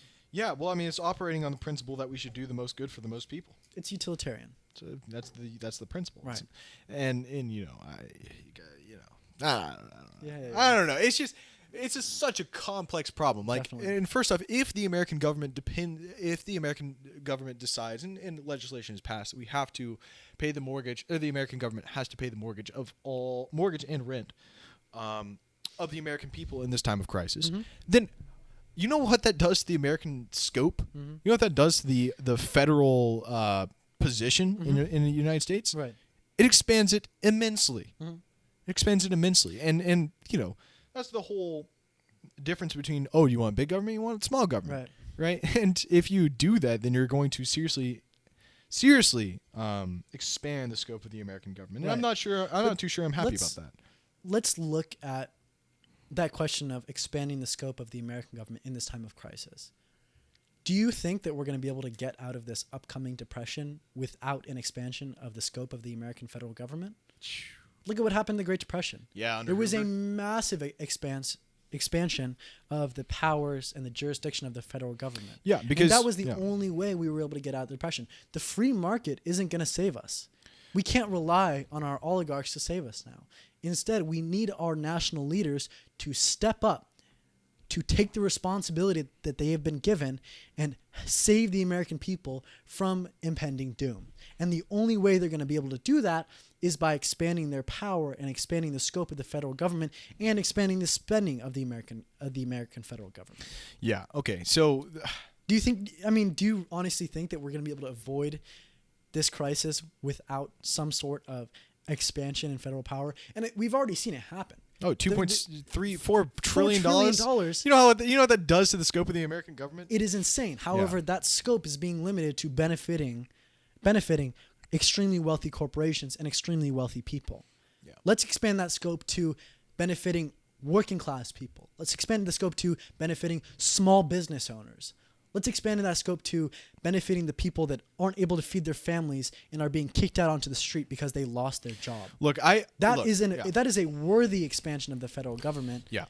That we have not considered yet. Yet it would greatly benefit a greater amount of people than the current expansion of the scope of the federal government. Yeah, let me give a specific example here, and it's a sad case.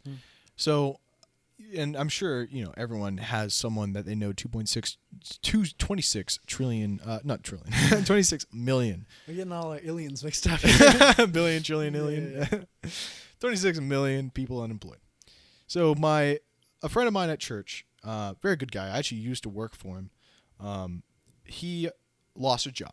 He worked at a restoration company, and he was a high up, a part of the branch in San Diego, and they fired him. He was part of the third wave of firing from the company. The third wave. They had to get to 3 waves. They had to fire a bunch of people at the first, a bunch of people at the second, and then he was the third. He got fired. And he lives in Southern California, right? Not too far. He lives down Scripps Valley Parkway. All right. He lost his job, and he lost his income, and his family is not doing so hot. My dad actually went to Costco and bought them a bunch of groceries, like just the basic necessities, like Tide, clothes, whatever. He bought him a bunch of stuff. And Chalupas and yeah, lettuce and exactly. all that good Just stuff. basic food, basic hand soap yeah, and drinks and whatever. yeah. Anyways, he lost his job, and as a result of this, he's dependent on Trump bucks, and he's dependent on the income that he's receiving from the government, right? And his case is not just specific to him. His case is specific to millions of other people. And so, yes, you're right.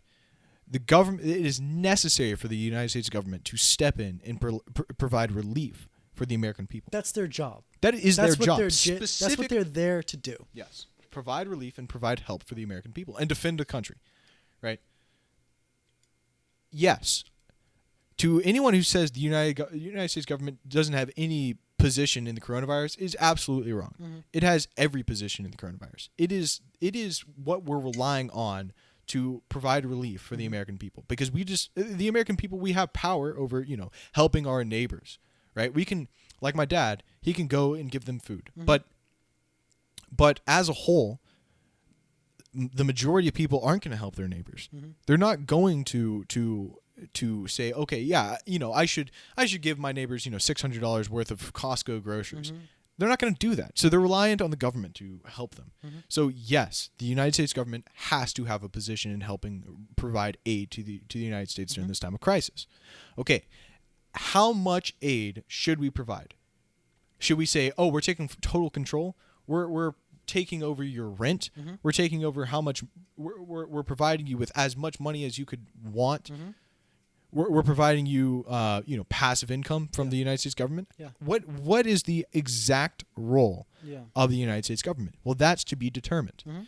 Now, looking at the past, during the Great Depression, Herbert Hoover was the president for up till, I can't remember, like 31 or something like that. 32. He did jack shit. He did nothing. There were Hoovervilles where people were living in, makeshift houses, which were made of usually like scrap metal and cardboard. Yeah. And the reason they're called Hooverville is because Herbert Hoover was like, oh, well, I'm a Republican and I don't believe in big government, so I'm not going to do much. All right. Now, FDR comes in and he implements his New Deal plan. And what happens to the economy as a result of that? It gets better little by little. He says, go out and do something and I'll pay you for it. We'll pay you to dig trails. We'll put up posts. Exactly. Build fence. Exactly. And what happened as a result of that? Well, the economy got better, but it didn't recover. See, that's the important distinction. Is the United States economy didn't recover from the FDR's New Deal plans. It was made better. What really got us out of the Great Depression was the increase in manufacturing during World War II, right? And so what I'm cautious of is an extremely large government that has total power. That's what I'm cautious of, right? And I don't think, well, maybe you disagree with me, but I don't think it's desirable to have an immensely strong government that controls all factors of the American, well, not just the American, but the economy, right? Maybe you disagree with me on that. Well, I think right now that's not something that we're facing. I don't think that we're facing a command economy. The government's not going to step in and take over control over industries. They're not going to start, the government's not going to step in and take over the steel industry or take over the transportation industry or take over the medical industry. That is not something that we're facing right now. However, I think that when talking about the scope of the American government in response to an economic crisis like this, I think that the position that we should take as a country should be overly cautious. It is better that we expand the scope of our government too much than too little. Because if we expand it too little, people will die. People will become homeless and people will go hungry. That is something that we cannot revert. We can always strip the government of its powers. We can always elect, small government Republicans that, dismantle the bureaucracy. We can always limit the government's federal power and the state government's state power. We cannot get lives back. Yes. We cannot revert suffering. So let me propose. And so we need to do everything we can to avoid base suffering. We need to provide all of the basic necessities that people need. Now, does that mean making everybody eat these certain foods? You know what? Everybody gets Skippy peanut butter, not Jif. That means everybody has to live in Soviet apartments? No. All it means is building a safety net so that if people need basic necessities, they are provided them. Like your friend. If they are not able to afford food with their 1,200 Trump bucks, they can go to a food bank and feed their families. That doesn't mean they're forced to buy this brand of lettuce and they have to wait in a bread line in order to get food, period. All that means is that if they need help, they can get the help they need. Yeah, in a perfect world. In a perfect world, it's quite the preface. In an ideal situation, I'll say that. The people who are suffering can rely upon their friends, family, to help provide for them. That's my thoughts. Is that it's the duty of the people who have surplus to give their surplus to the people who have very little, who are suffering the most.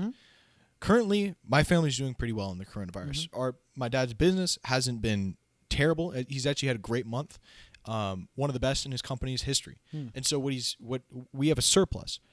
Our friends up at our church, we're united in Catholicism. We're good friends.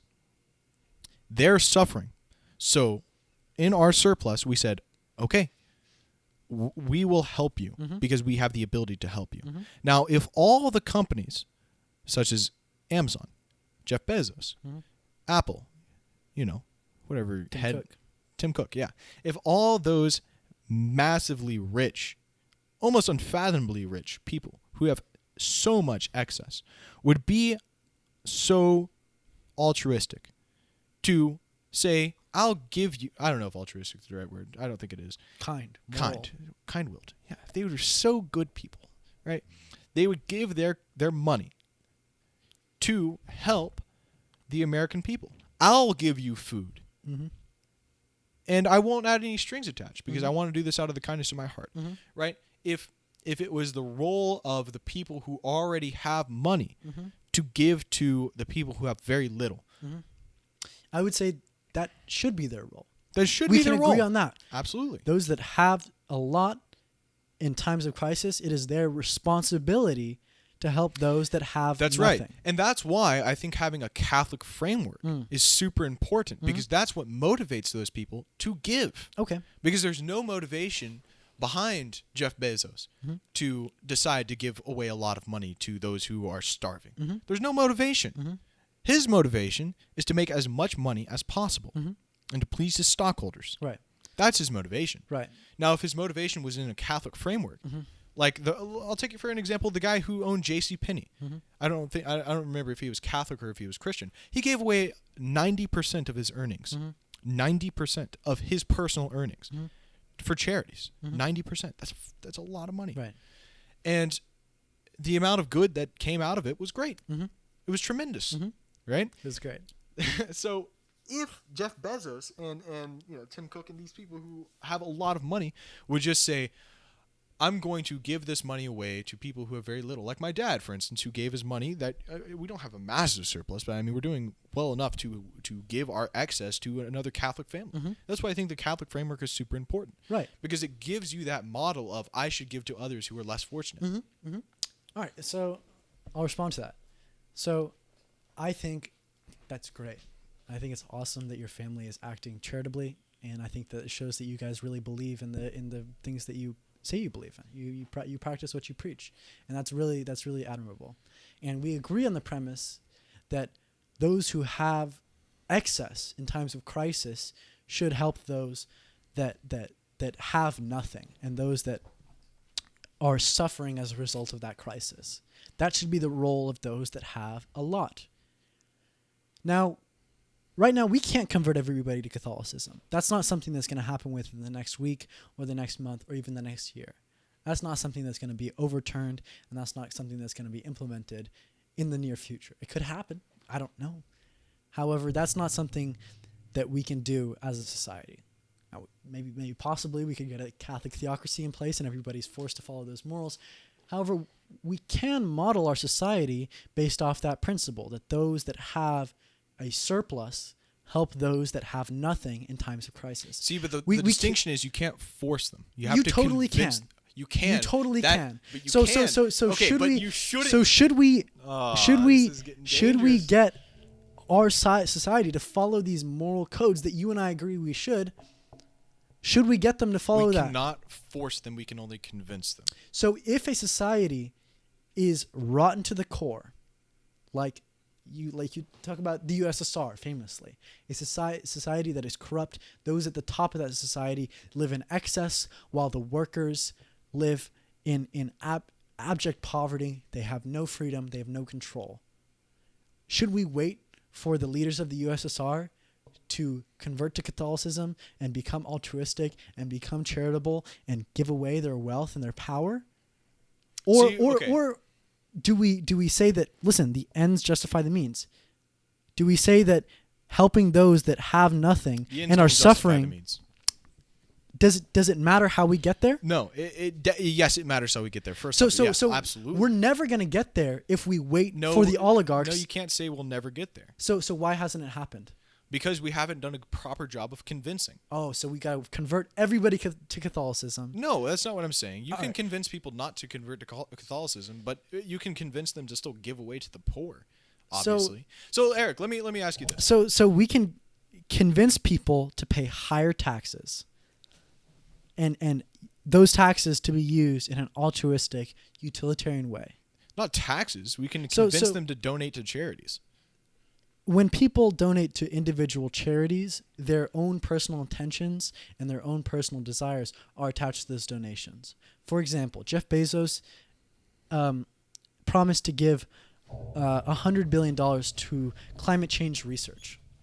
Now, the fact that Jeff Bezos has the power to decide where that money is spent means that he is able to spend that money in a way that benefits him personally, and he can spend that money the way he wants to. For example, if a climate change researcher is proposing to research whether it is efficient and in the benefit of the environment to ship every single product bought individually to every single house, the way Amazon has their business modeled, Jeff Bezos can choose not to give that money. However, if he gave that money to a democratically controlled, relatively altruistic institution like the EPA, that money could be spent in a way that benefits the greatest amount of people, the greatest amount.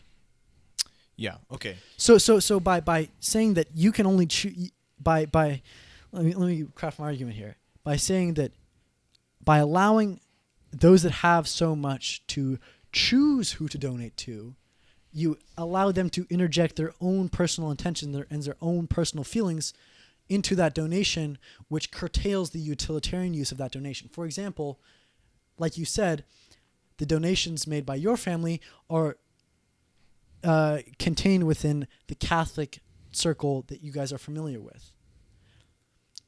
Your family is able to not necessarily, not just Catholic. Okay, let me hypothetical then. Sure. Not your family, a Catholic family that is wealthy, that has money, and has the intention to donate to charity. They might choose to donate to other Catholics because they feel fraternity and they feel brotherhood with those other Catholics, and they feel like it's their duty to help their fellow Catholics. Now, that use of that charity and that the spending of the money in that way might not be utilitarian. For example, the poorest people that could receive that money might not be Catholic. They might be atheists. Now, by allowing that money to be spent purely on other Catholics, that money is not being spent on those that could potentially need it the most, who are atheists.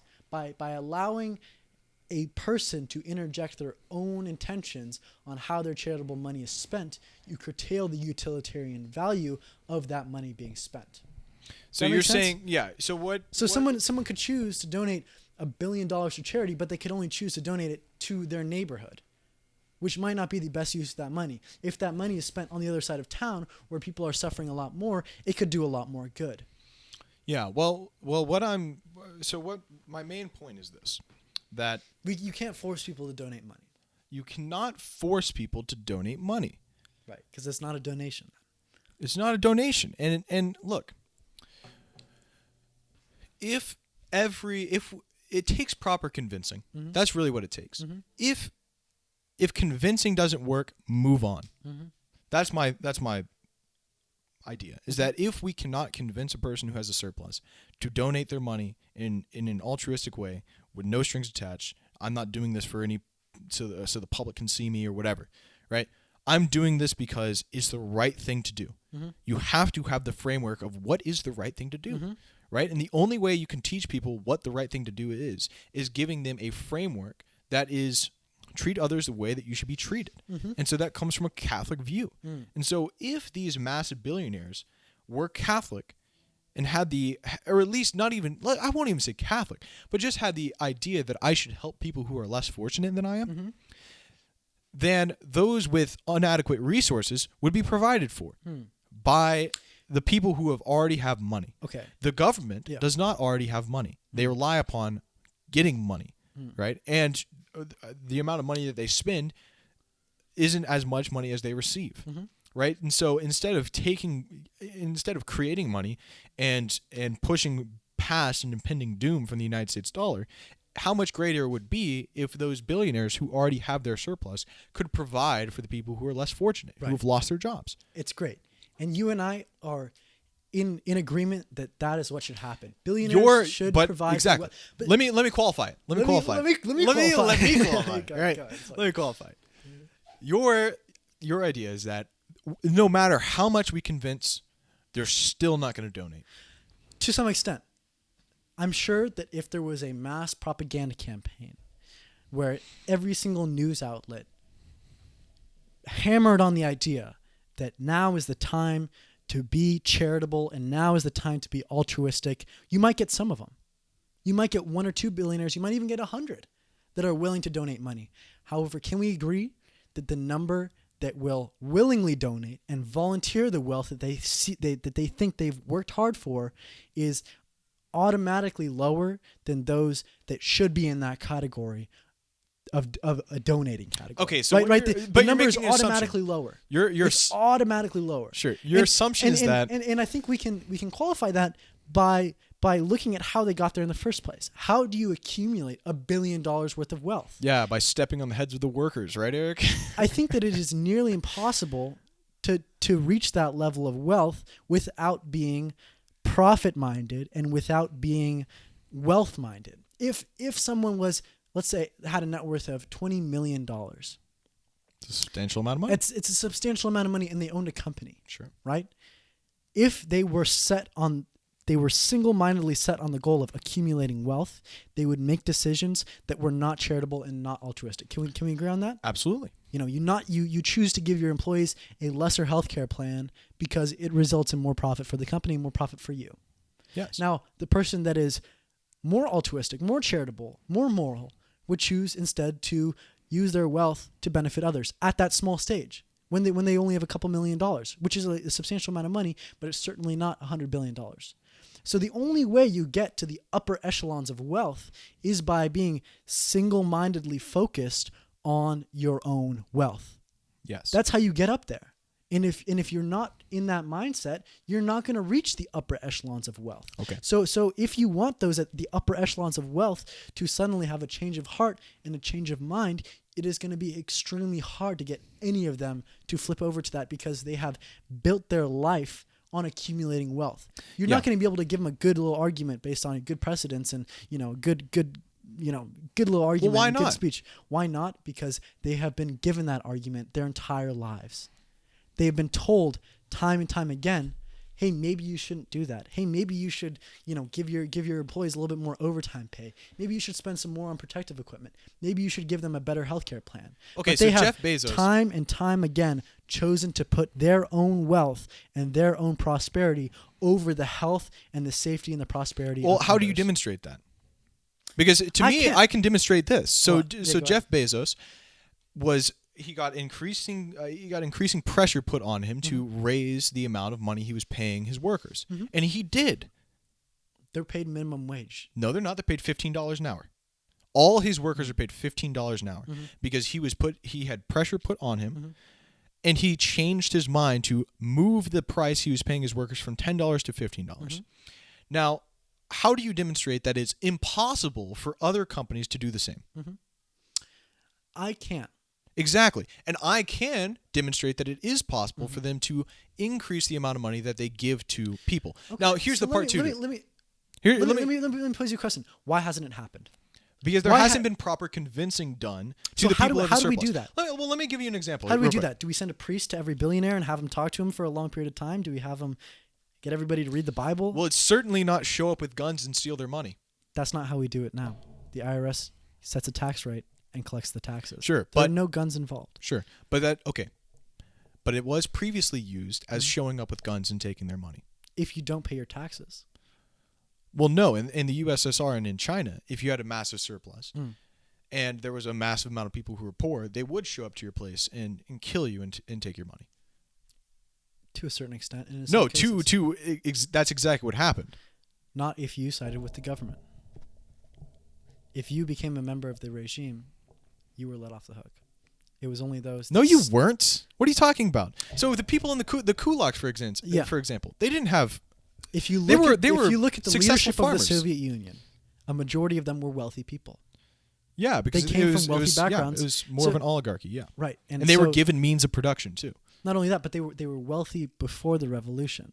They were wealthy before, and by choosing to side with the revolution, they were able to maintain their power and maintain their wealth. Sure, but those who This didn't this want this to. is a nuanced take.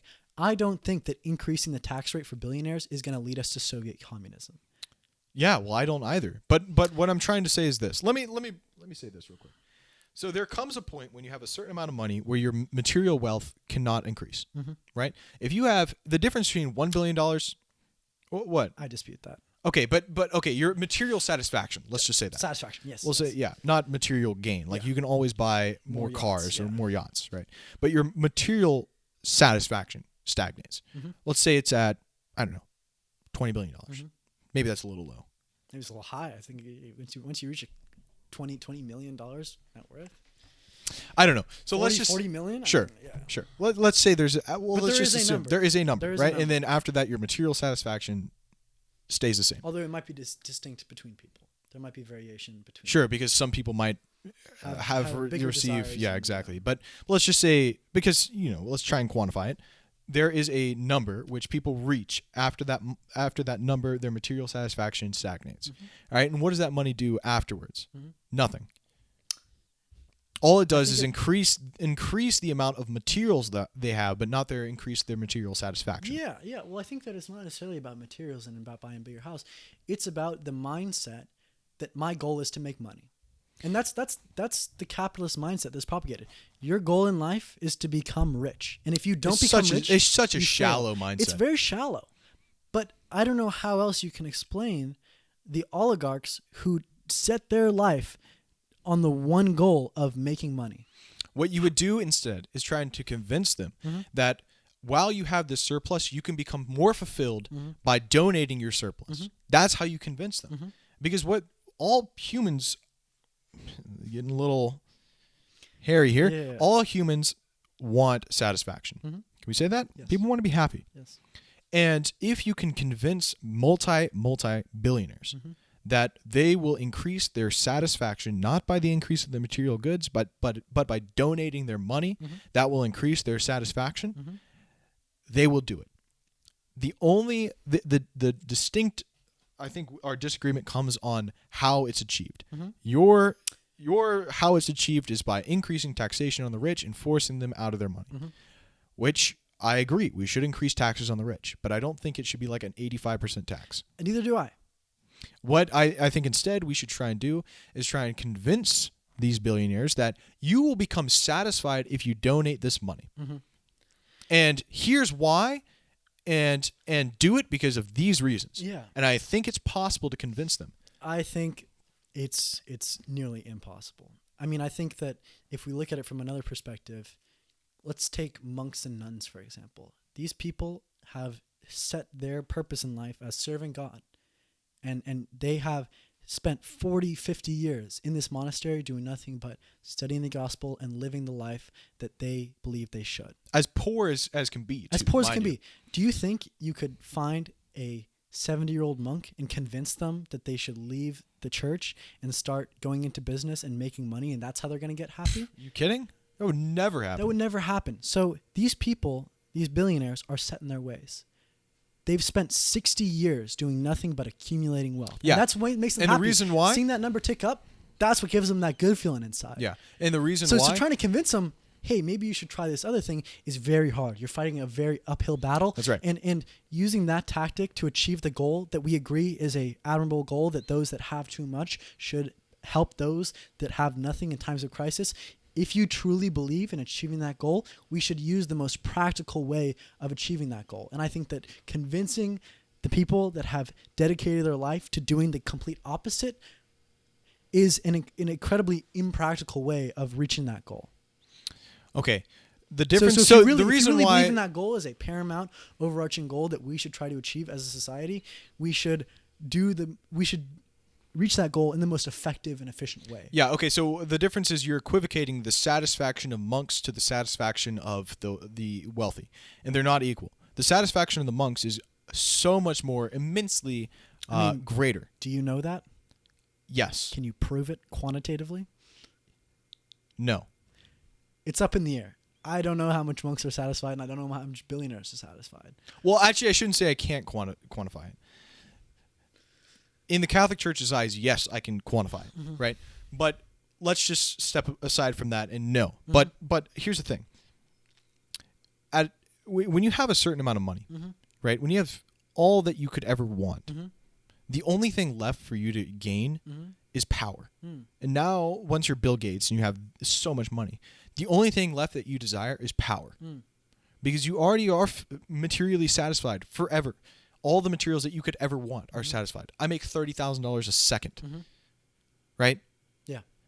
So the only thing else that they chase is power. Monks don't chase anything. They don't chase power. They don't chase material wealth. The only thing they chase is death, and after death being with God in heaven, right? So I can say that since they are not always desiring something, they are more satisfied. Because to be fulfilled of your desires means you're satisfied. So that's my argument for why they're more satisfied. Can I convince a monk to be more... What? I would say that they live their life unsatisfied because their ultimate goal is to be with God after death. And if you live your life seeking that life after death, you're not there until you're dead. So you could say that their entire life, they haven't reached the goal. Sure, but the mindset of the monk is to prepare myself for heaven. So in that aspect, they are satisfied because they are fulfilling the goal of preparing themselves. You could say so. Okay, so but that's besides the point. We both agree that the wealthy have too much money, and that because they have too much money, they should give their surplus to the poor. I think our disagreement is in the means, or not the means, but the way it's done. I think it's wrong to simply steal the money, to do what the USSR did and take the money of the wealthy through physical means. By I'm going to actually kill you and then take your money. So let me juxtapose that with the Catholic mindset that you should do unto others what you would want to be done unto you. If I was poor and I saw someone who was immensely wealthy, I would want them to help me. And so that's what you should convince the wealthy to do. And I'm not saying all of them will do it. And I'm not even saying most of them will do it. But I'm saying some will do it. And it requires that Catholic Western ideal that I should try and give to the poor. So that's why I'm saying, if everyone was Catholic, then in times of crisis like this, it'd be okay. Yeah. Right? Yeah. That's all. That's the only argument I'm making. Is that the means of which we do it shouldn't be forceful, but it should be done through convincing. Right. So and you're saying it's impossible. Let me extrapolate that argument then. Let's look at all taxes as coercion. All taxes are collected with the threat of violence. If you don't pay your taxes, you're going to get your assets seized by the IRS and you're going to get put in jail. That's the way taxes work. That is violent coercion and the theft of money from people that earn that money. Now, should we flip over to an entirely charitable, convincing-based system that all taxes, if we should convince everybody to pay their taxes, but we're not going to threaten them, and we're not going to take their money to do it. Everybody, we're going to have a good propaganda campaign and convince everybody to pay their taxes, and those that will do that, and good Catholics will pay their taxes. I'm not saying you shouldn't pay your taxes. Right. So, to me, there's a disparity there, right? That if getting rich people to pay more taxes is violent and is theft. I'm not saying it's theft. Should be done. The only thing I'm curtailing is the going out with guns and killing these people. And that's what we're doing money. Right now. What do you mean? How are taxes collected? If you don't pay your taxes, the police show up at your door, they seize your assets, and they throw you in jail at gunpoint. Yeah. That's what goes on right now. It's not like we're changing to a new authoritarian tax collection system. That's the way we do it right now. And so by expanding the tax rates, nothing is fundamentally changing about the tax collection structure. And so if you say that by expanding or increasing tax rates, you're all of a sudden using violence to collect money from those that should be donating that money in the first place, should we not stop that action right now, the way we're doing it right now, instead flip over to a convincing-based system that we try to convince people to pay their taxes, and if they don't... No, that's a ridiculous idea. Yeah. So I'm not advocating for that either. I think that's ridiculous. Governments need to collect taxes in order to provide infrastructure. First off, we need roads, and we need buildings, like basic buildings. Public goods in general. We need parks. We need state beaches. Like I 100% agree that there should be a government that collects taxes. Now, my point is simply this, that if there are wealthy people, instead of going to them and forcefully saying, okay, since we're in this time of crisis, you have $75 billion, your material gain cannot increase your satisfaction. So give to the poor. I feel that is a very...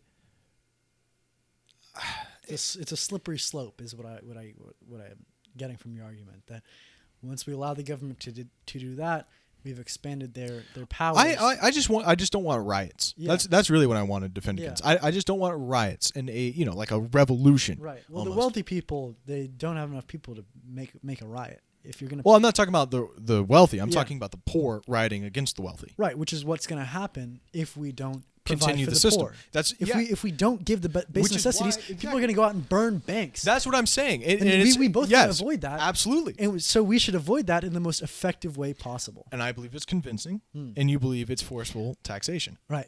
Okay. And look, I'm not saying. Look, I mean, how I do think you- the wealthy yeah, are already not taxed enough. Yeah. Like I think if you have $75 billion, you should be taxed a lot. Mm-hmm. And especially if you hide that money overseas to Exactly. avoid taxes. Exactly. Yeah. And of course, we should create threaten, tax. We should threaten the Cayman Islands with our military and get that money right. I don't know. It's such a complicated issue. It's very complicated. It's super complicated, and there's a lot of proposed solutions. But my solution to it is, especially in times of crisis like this, similar to what my dad did. Mm-hmm. We don't have a massive surplus. In fact, it's greater to donate when you don't have a surplus, and instead suffer when you don't have a surplus. Look, these billionaires have an enormous surplus, and we should try and convince them to do unto others what they should be done unto you. This is Catholic social teaching at its finest. Like I don't think it's exclusive to Catholicism. I think the golden rule is pretty prevalent in most most societies, religions. yeah. But I mean, I'm basing this off of basically medieval Europe. Yeah. Like during medieval Europe, if a person was poor, they would go to the church, and the church would say, "Okay, here's some money." Right, and here's your basic necessities, and your citizens around you, your fellow Catholics, if they saw that you were poor and your family was starving, they would give you food. Right, and that's a very Catholic framework, right? So, and again, the Catholic Church is not concerned with economics so much as is concerned with the salvation of souls, right? And so it's not the job of the Catholic Church to be economic theorists, right? The role of the Catholic Church is to provide a solid moral background for how to get into heaven. And that moral background is very, very, not utilitarian, but has a lot of useful things to it, right? Such as doing unto others what you should be done unto you, right? That is a very solid way of living. I should try and help my neighbors, right? So if we can convince those who have their surplus to instead of just paying their taxes, but instead donating and helping the poor with their immense amount of wealth, I would see that as a great good. And so I think it takes because you convincing. save their souls in the process. Yes, you save their souls in the process, and it gives glory to God, them donating money. Absolutely, but it also increases the basic necessities that people need to live, right? Yeah. So it's just I don't know. And I don't think, because we both agree that if we allow this problem to fester, which is the wealthy are increasing their amount of money every single day, and the poor are decreasing their amount of money. They've gained almost $300 billion worth of net worth over the course of this crisis. 2 months, everyone else is losing their jobs and losing their homes, and they've gained $300 billion. Just want to interject there, just to show really who's hurting and who's having a great old time during this crisis. Yeah. I understand. Yeah. Sorry, I've interrupted your. No, conclusion you're not there. interested. Yeah. No, trust me. It's just the nature of the convo. Definitely. And I feel like let me wrap it up. yeah, on wrap this, it up. because I want to try and put a cherry on top, because I know I'm making kind of a weird argument. Oh, we should try and convert people and make them donate money. But really, if you give billionaires a moral framework that they should give to the poor, and when they have excess, donate it,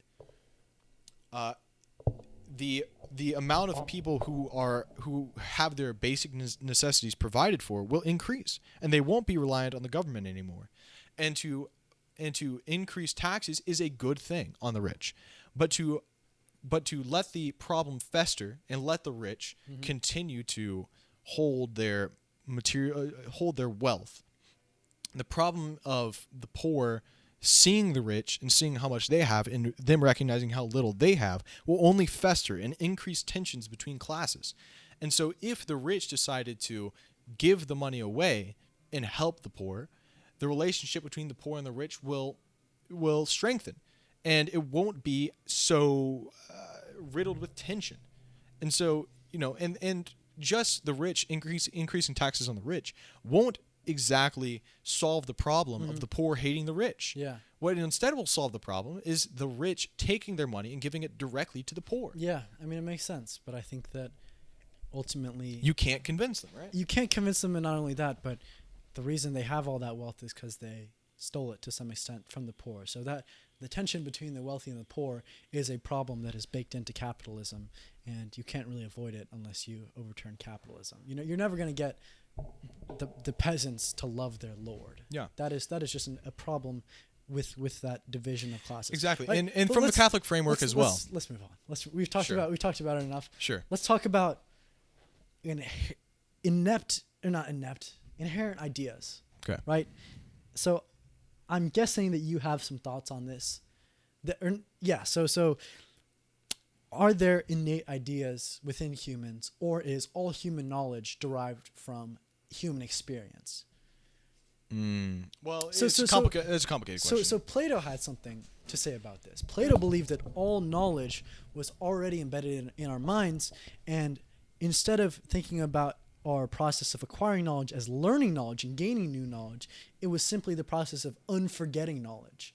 And he believed that at the end of our life, we would have a certain amount of knowledge, but then we would die, we'd be reincarnated, and the trauma of birth would erase all of that knowledge that we already had. So throughout our life, we were not learning new things, but simply unforgetting the things that we already knew in past lives. Sounds like kind of a weird Seems idea. ridiculous to me. Plato said Sure. a bunch of crazy stuff all the time, but I mean, he was a great philosopher for sure. right, yeah, I don't know, like he certainly laid the foundations for Western philosophy, which gave us what we have now, which I am thankful for. But a lot of the stuff he said was pretty crazy. So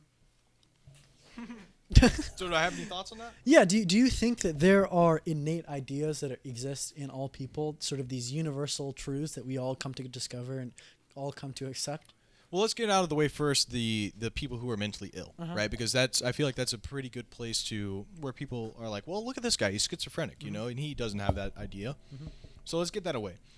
So people who are mentally ill have different opinions than the general population on whether an idea is implanted. Out of the way. But the healthy-minded general population, I believe, does have an implanted idea anchored towards the good. They want to see what's good. So this is what Carl Jung talked about in his idea of the archetypes. There are certain archetypes that people naturally have, and everyone sees that as a good thing. So I'll give you a very classic archetype, which is the archetype of the hero, or the hero myth. So, for instance, there's a hero that has to overcome a great. Can I grab another one? Yeah, of course. Yeah. There's an. Grab me one too. Yeah. Crack open a cold water. So there's a hero myth in all people that in order to fulfill yourself as a human, you have to take on a burden that is hard and tough, and at the end of it, you will increase the good of the race, right? And so that's the hero myth. You see the hero myth repeated all the time in movies, right? So, for instance, you know, I could just choose a random movie at this point. Any Disney movie, really. Like they have the hero myth. Pinocchio, for instance.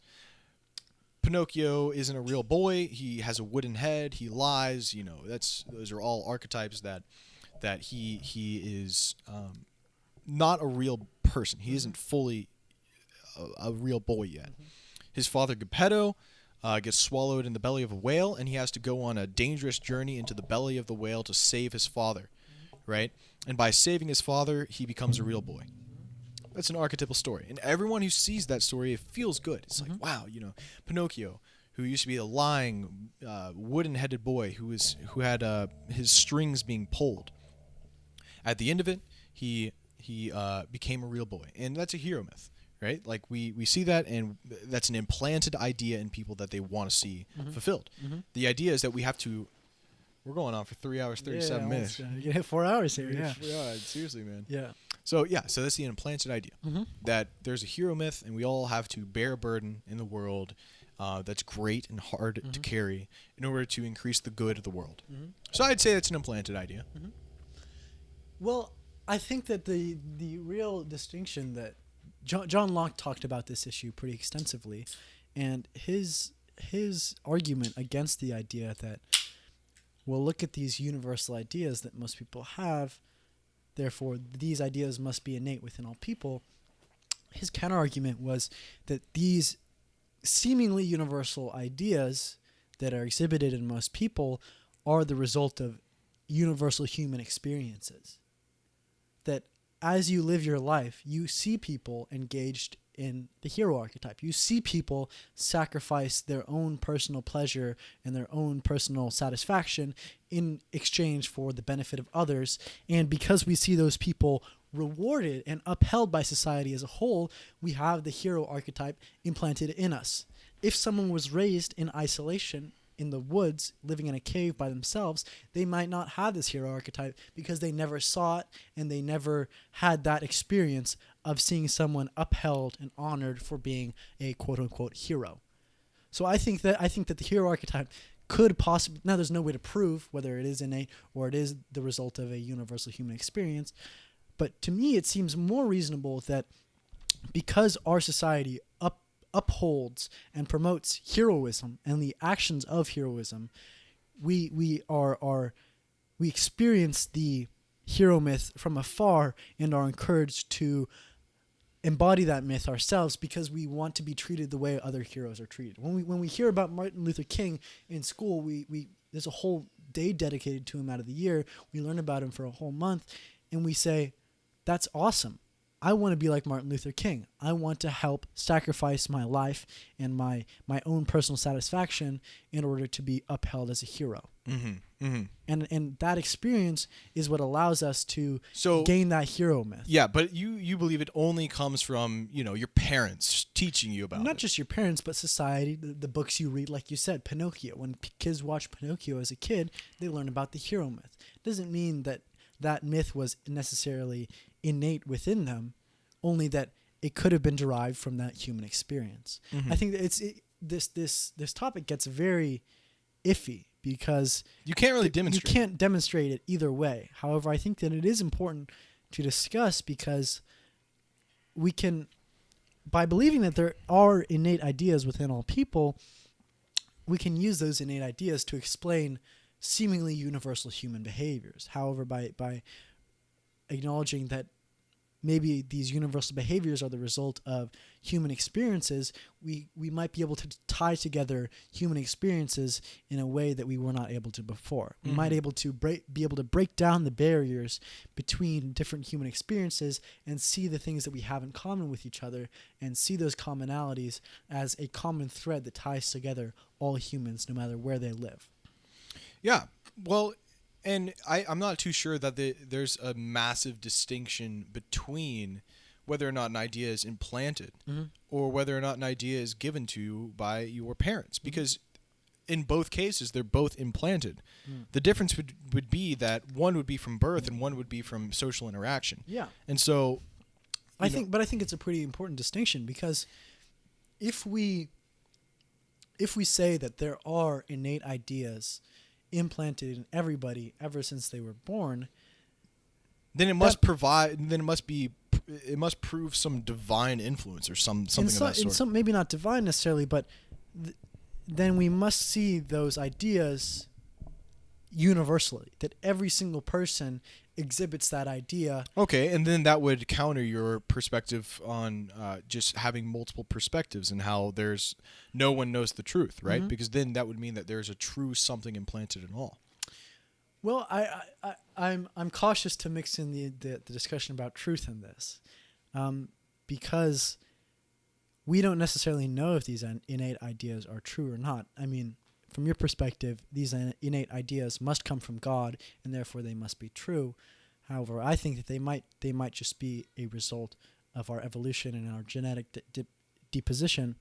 disposition. So how do we evolve from a microorganism to have an idea of sacrificing ourselves? Because throughout evolution, all things are done for the betterment of my species.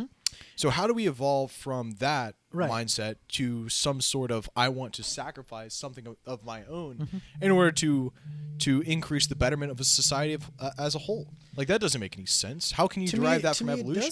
It does make sense, because let's say there are two different sects of humans. They live in two different valleys. One of them have the genes for sacrifice. They have that hero myth within their DNA. And that group of humans are willing to sacrifice themselves for the betterment of others. That means they're willing to go out and potentially die to collect bison that might feed the tribe for an entire year. And if you compare that to the tribe in the other valley, that other tribe might not have that gene. And their lack of willingness to sacrifice for the betterment of others would lead them to act in ways that would not benefit the group. They act entirely for their own benefit and would not be willing to sacrifice for the group. That gene would result, the hero gene, the gene of sacrifice, would be passed on, and it would be passed on at a greater rate, because the groups that have that gene, that have individuals willing to sacrifice for the group, would be more successful reproductively and would have more children and would tend to dominate the gene pool. Okay, but there's an assumption in there that the idea of sacrifice had to have come out of evolution. And the idea of evolution is that we do things for the betterment of our species, right?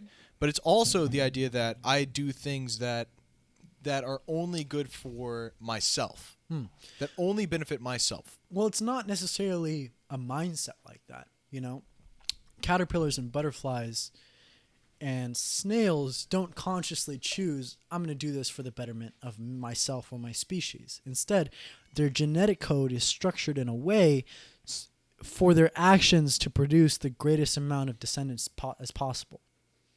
They are genetically coded in a way to make the most babies, to put it simply. They act in a way that makes the most babies. It's relatively simple. Now, whether they make a conscious choice or they're aware of that or not, that depends on the level of intellectual power of the animal. But the core concept of evolution is that the genes that allow for the most reproduction dominate and get reproduced at a greater rate than those that harm reproduction. So that is the general thesis behind evolution, and whether we are aware of those genes, whether we are aware of how they act upon us, and whether we are conscious of the fact that they are having an impact on our lives and our actions, is not necessarily relevant or not. The core fact is that they do. Our genes are designed to make us have the most babies as possible. And that's it. That's the one goal that we have. And if the hero gene, if it exists, helps serve that goal, it will exist and it will dominate the genetic gene pool. Okay, so you're saying that the reason why we have this idea that is passed down from our parents is because our parents want to see our children have more kids. And for the it's not as conscious as that. Sure, but it's implied. That is the purpose of genes, and that is the purpose of reproduction. And that is the purpose of evolution: to make the most possible kids, and the genes that lead to the most successful reproduction dominate the gene pool. Okay, and so in order for it to come up, the idea of the hero myth has to come up, right? Where was it created? Mutation. Right. So our genes are constantly mutating, and that's what gives us various different traits. Blue eyes came from a mutation that happened in Europe somewhere around 6,000 years ago. And so that one mutation has led to all of the people that have blue eyes that you see now. A million years ago, no one had blue eyes, but because of that mutation, now there's that difference in the gene code, and now that different gene is able to compete with the other genes within the gene pool. Now, the hero myth, if it does have a gene, would have occurred in the same way. That all of a sudden there's a mutation that allows for this hero myth and allows for this sacrifice and gives people the desire to sacrifice for the betterment of others. And because that gene led to more successful reproduction of the group and more children overall, that gene tended to dominate the gene pool. Yeah, well, I think what we're doing. Well, I think my We've gripe gotten with off this- track here. We've Now we're gotten just off talking track, about but yeah. evolution, but it's an interesting conversation. No, that definitely. I we should think yeah. Well, and it really is about. I think our initial question was, do you think there are innate things in the world that exist already in the minds of every human? Mhm. And I brought up the hero myth, but I want to stay on the topic of evolution real quick. Mhm. In order for something to exist, it must be created, Okay. or at least by an effect. All the effects that we see were created from a cause, right? And so, in order for there to be the hero myth, it has to come from a cause. So, where exactly was the cause of the hero myth? A genetic mutation. Okay, so if it was a genetic mutation, then that means that the coded hero myth must have existed and must have come from something. And what was that Well, something exactly? Mutations are when DNA strands are switched, right? DNA is all just like A, B, A, B, A, A, B, A, B, A, B, A, B, like that. And when one of those A's gets switched with one of those B's through the process of RNA copying It off of creates DNA, something itself. it makes a new thing. And now Okay. that new thing may be bad, right? Someone has 6 extra toes. That might not be beneficial for reproduction. That's a bad mutation. But it could make something good, like the hero myth, or blue eyes, or, being taller, being stronger, any of those things. So it's really just a random process that allows for genetic variation that ultimately allows evolution to continue happening and a species to continue to hone its genetic code into the best it possibly can. The best genetic code it could have. Yeah, I'm kind of running out of brain here. But yeah, we've been talking for 4 hours. We've been now, talking for what, 4 hours or so? Started at like 12 o'clock. Oh no, it's been a while. It's been a while. But anyway, so let's try. I want to try and put a cherry on top because I'm getting kind of hungry.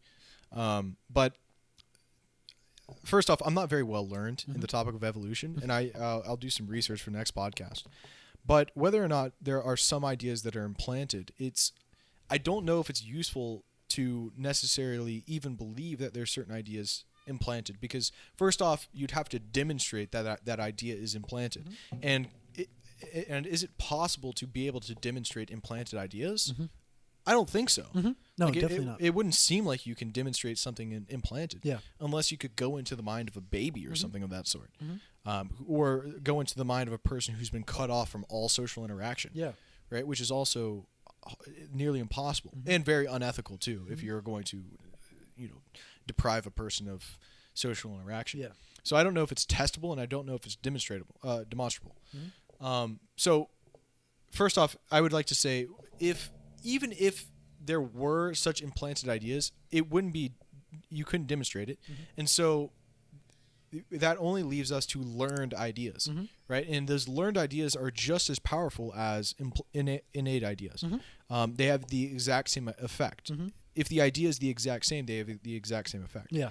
And so I would say we should just assume all things are learned ideas, right? Because if you just assume all things are learned, trust me, I'm working this out as I'm going, by the way, and I could be completely wrong. No, and I'm surprised you took that position. I was expecting you to be like, belief in God is innate, and that's why everybody has a drive to join and be part of religion.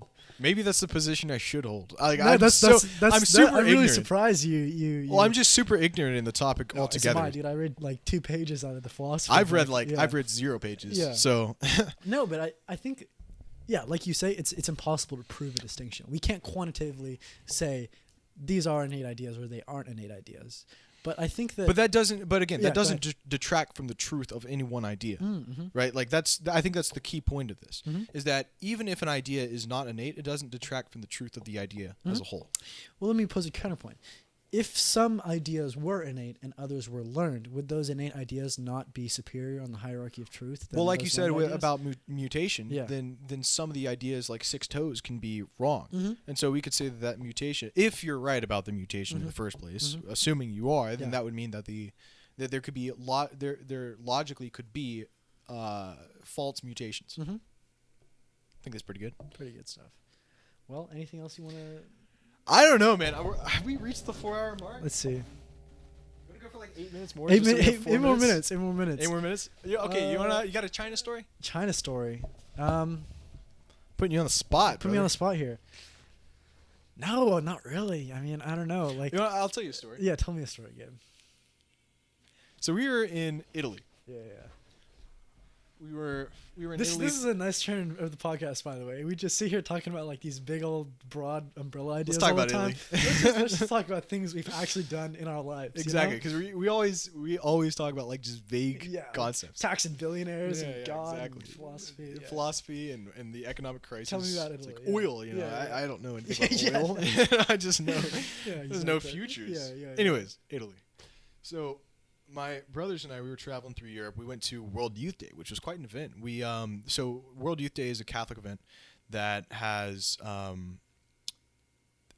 like 6 million Catholics travel to Poland, to Krakow, and we were there, and we met some like super cool dudes, and it was just a really good experience. And we saw the Pope. He was like 20 feet away from me, Pope Francis. It was really cool. Anyways, we go to Italy, and when we're in Italy, we get the tour guide, and his name was Zio Antonio. Zio means uncle. Antonio, it means Antonio. And anyways, we were traveling around with this guy, and it was weird because he knew like every single real estate owner in Italy. Like we would just walk into an apartment complex and be like, "Oh, Zio Antonio." Yeah. You know, I don't know, Yeah. Italian, but Yeah. they would speak in Italian, Yeah, and he yeah. would give him little kisses on the cheek and Yeah, whatever. yeah. Ciao bella. Yeah, Vespucci. yeah, exactly. Yeah. Move the hand Yeah, in yeah, the yeah. Italian way, and Vaffanculo.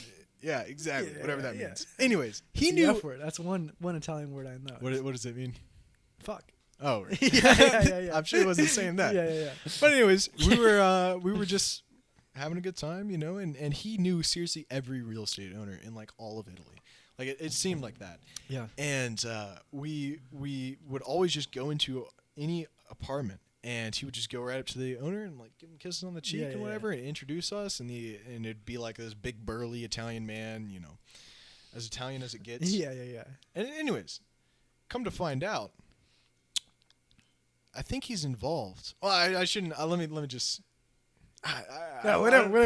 All right, this is the end of the podcast, and I'll just say it. Yeah, whatever. No one's listening. Yeah. Full So on, Mark, yeah. so my family tried to move to Italy, right? And we were like, oh, Zio Antonio knows like every single real estate guy in Italy, and we should just contact him and try and get him to set us up with a house, Yeah.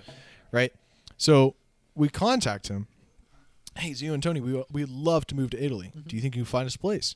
And they're like, yeah. And so we were about to go to the Italian consulate and you know try and work out we want to move there and whatever. It's tough for my family because my dad has a online job, and you know they always want to make sure people don't move there and just become homeless.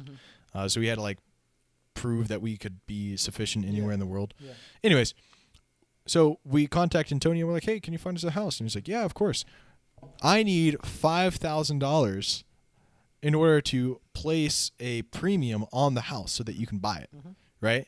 And my dad's like, okay, I mean, all right, I guess that'd be fine. I think we should do that. That's okay. Yeah. But are you sure it has to be $5,000, like first month of the mortgage or whatever? Yeah. And he was like, yeah, it'll be fine. I have a good friend, you know, whatever. My dad wire transfers the $5K, and afterwards, he didn't hear from Antonio for a while. So my dad starts getting suspicious. And then he's like, all right, cancel the deal. Nothing's going through. We're not doing any more wire transfers. This is a big deal. We're not doing it.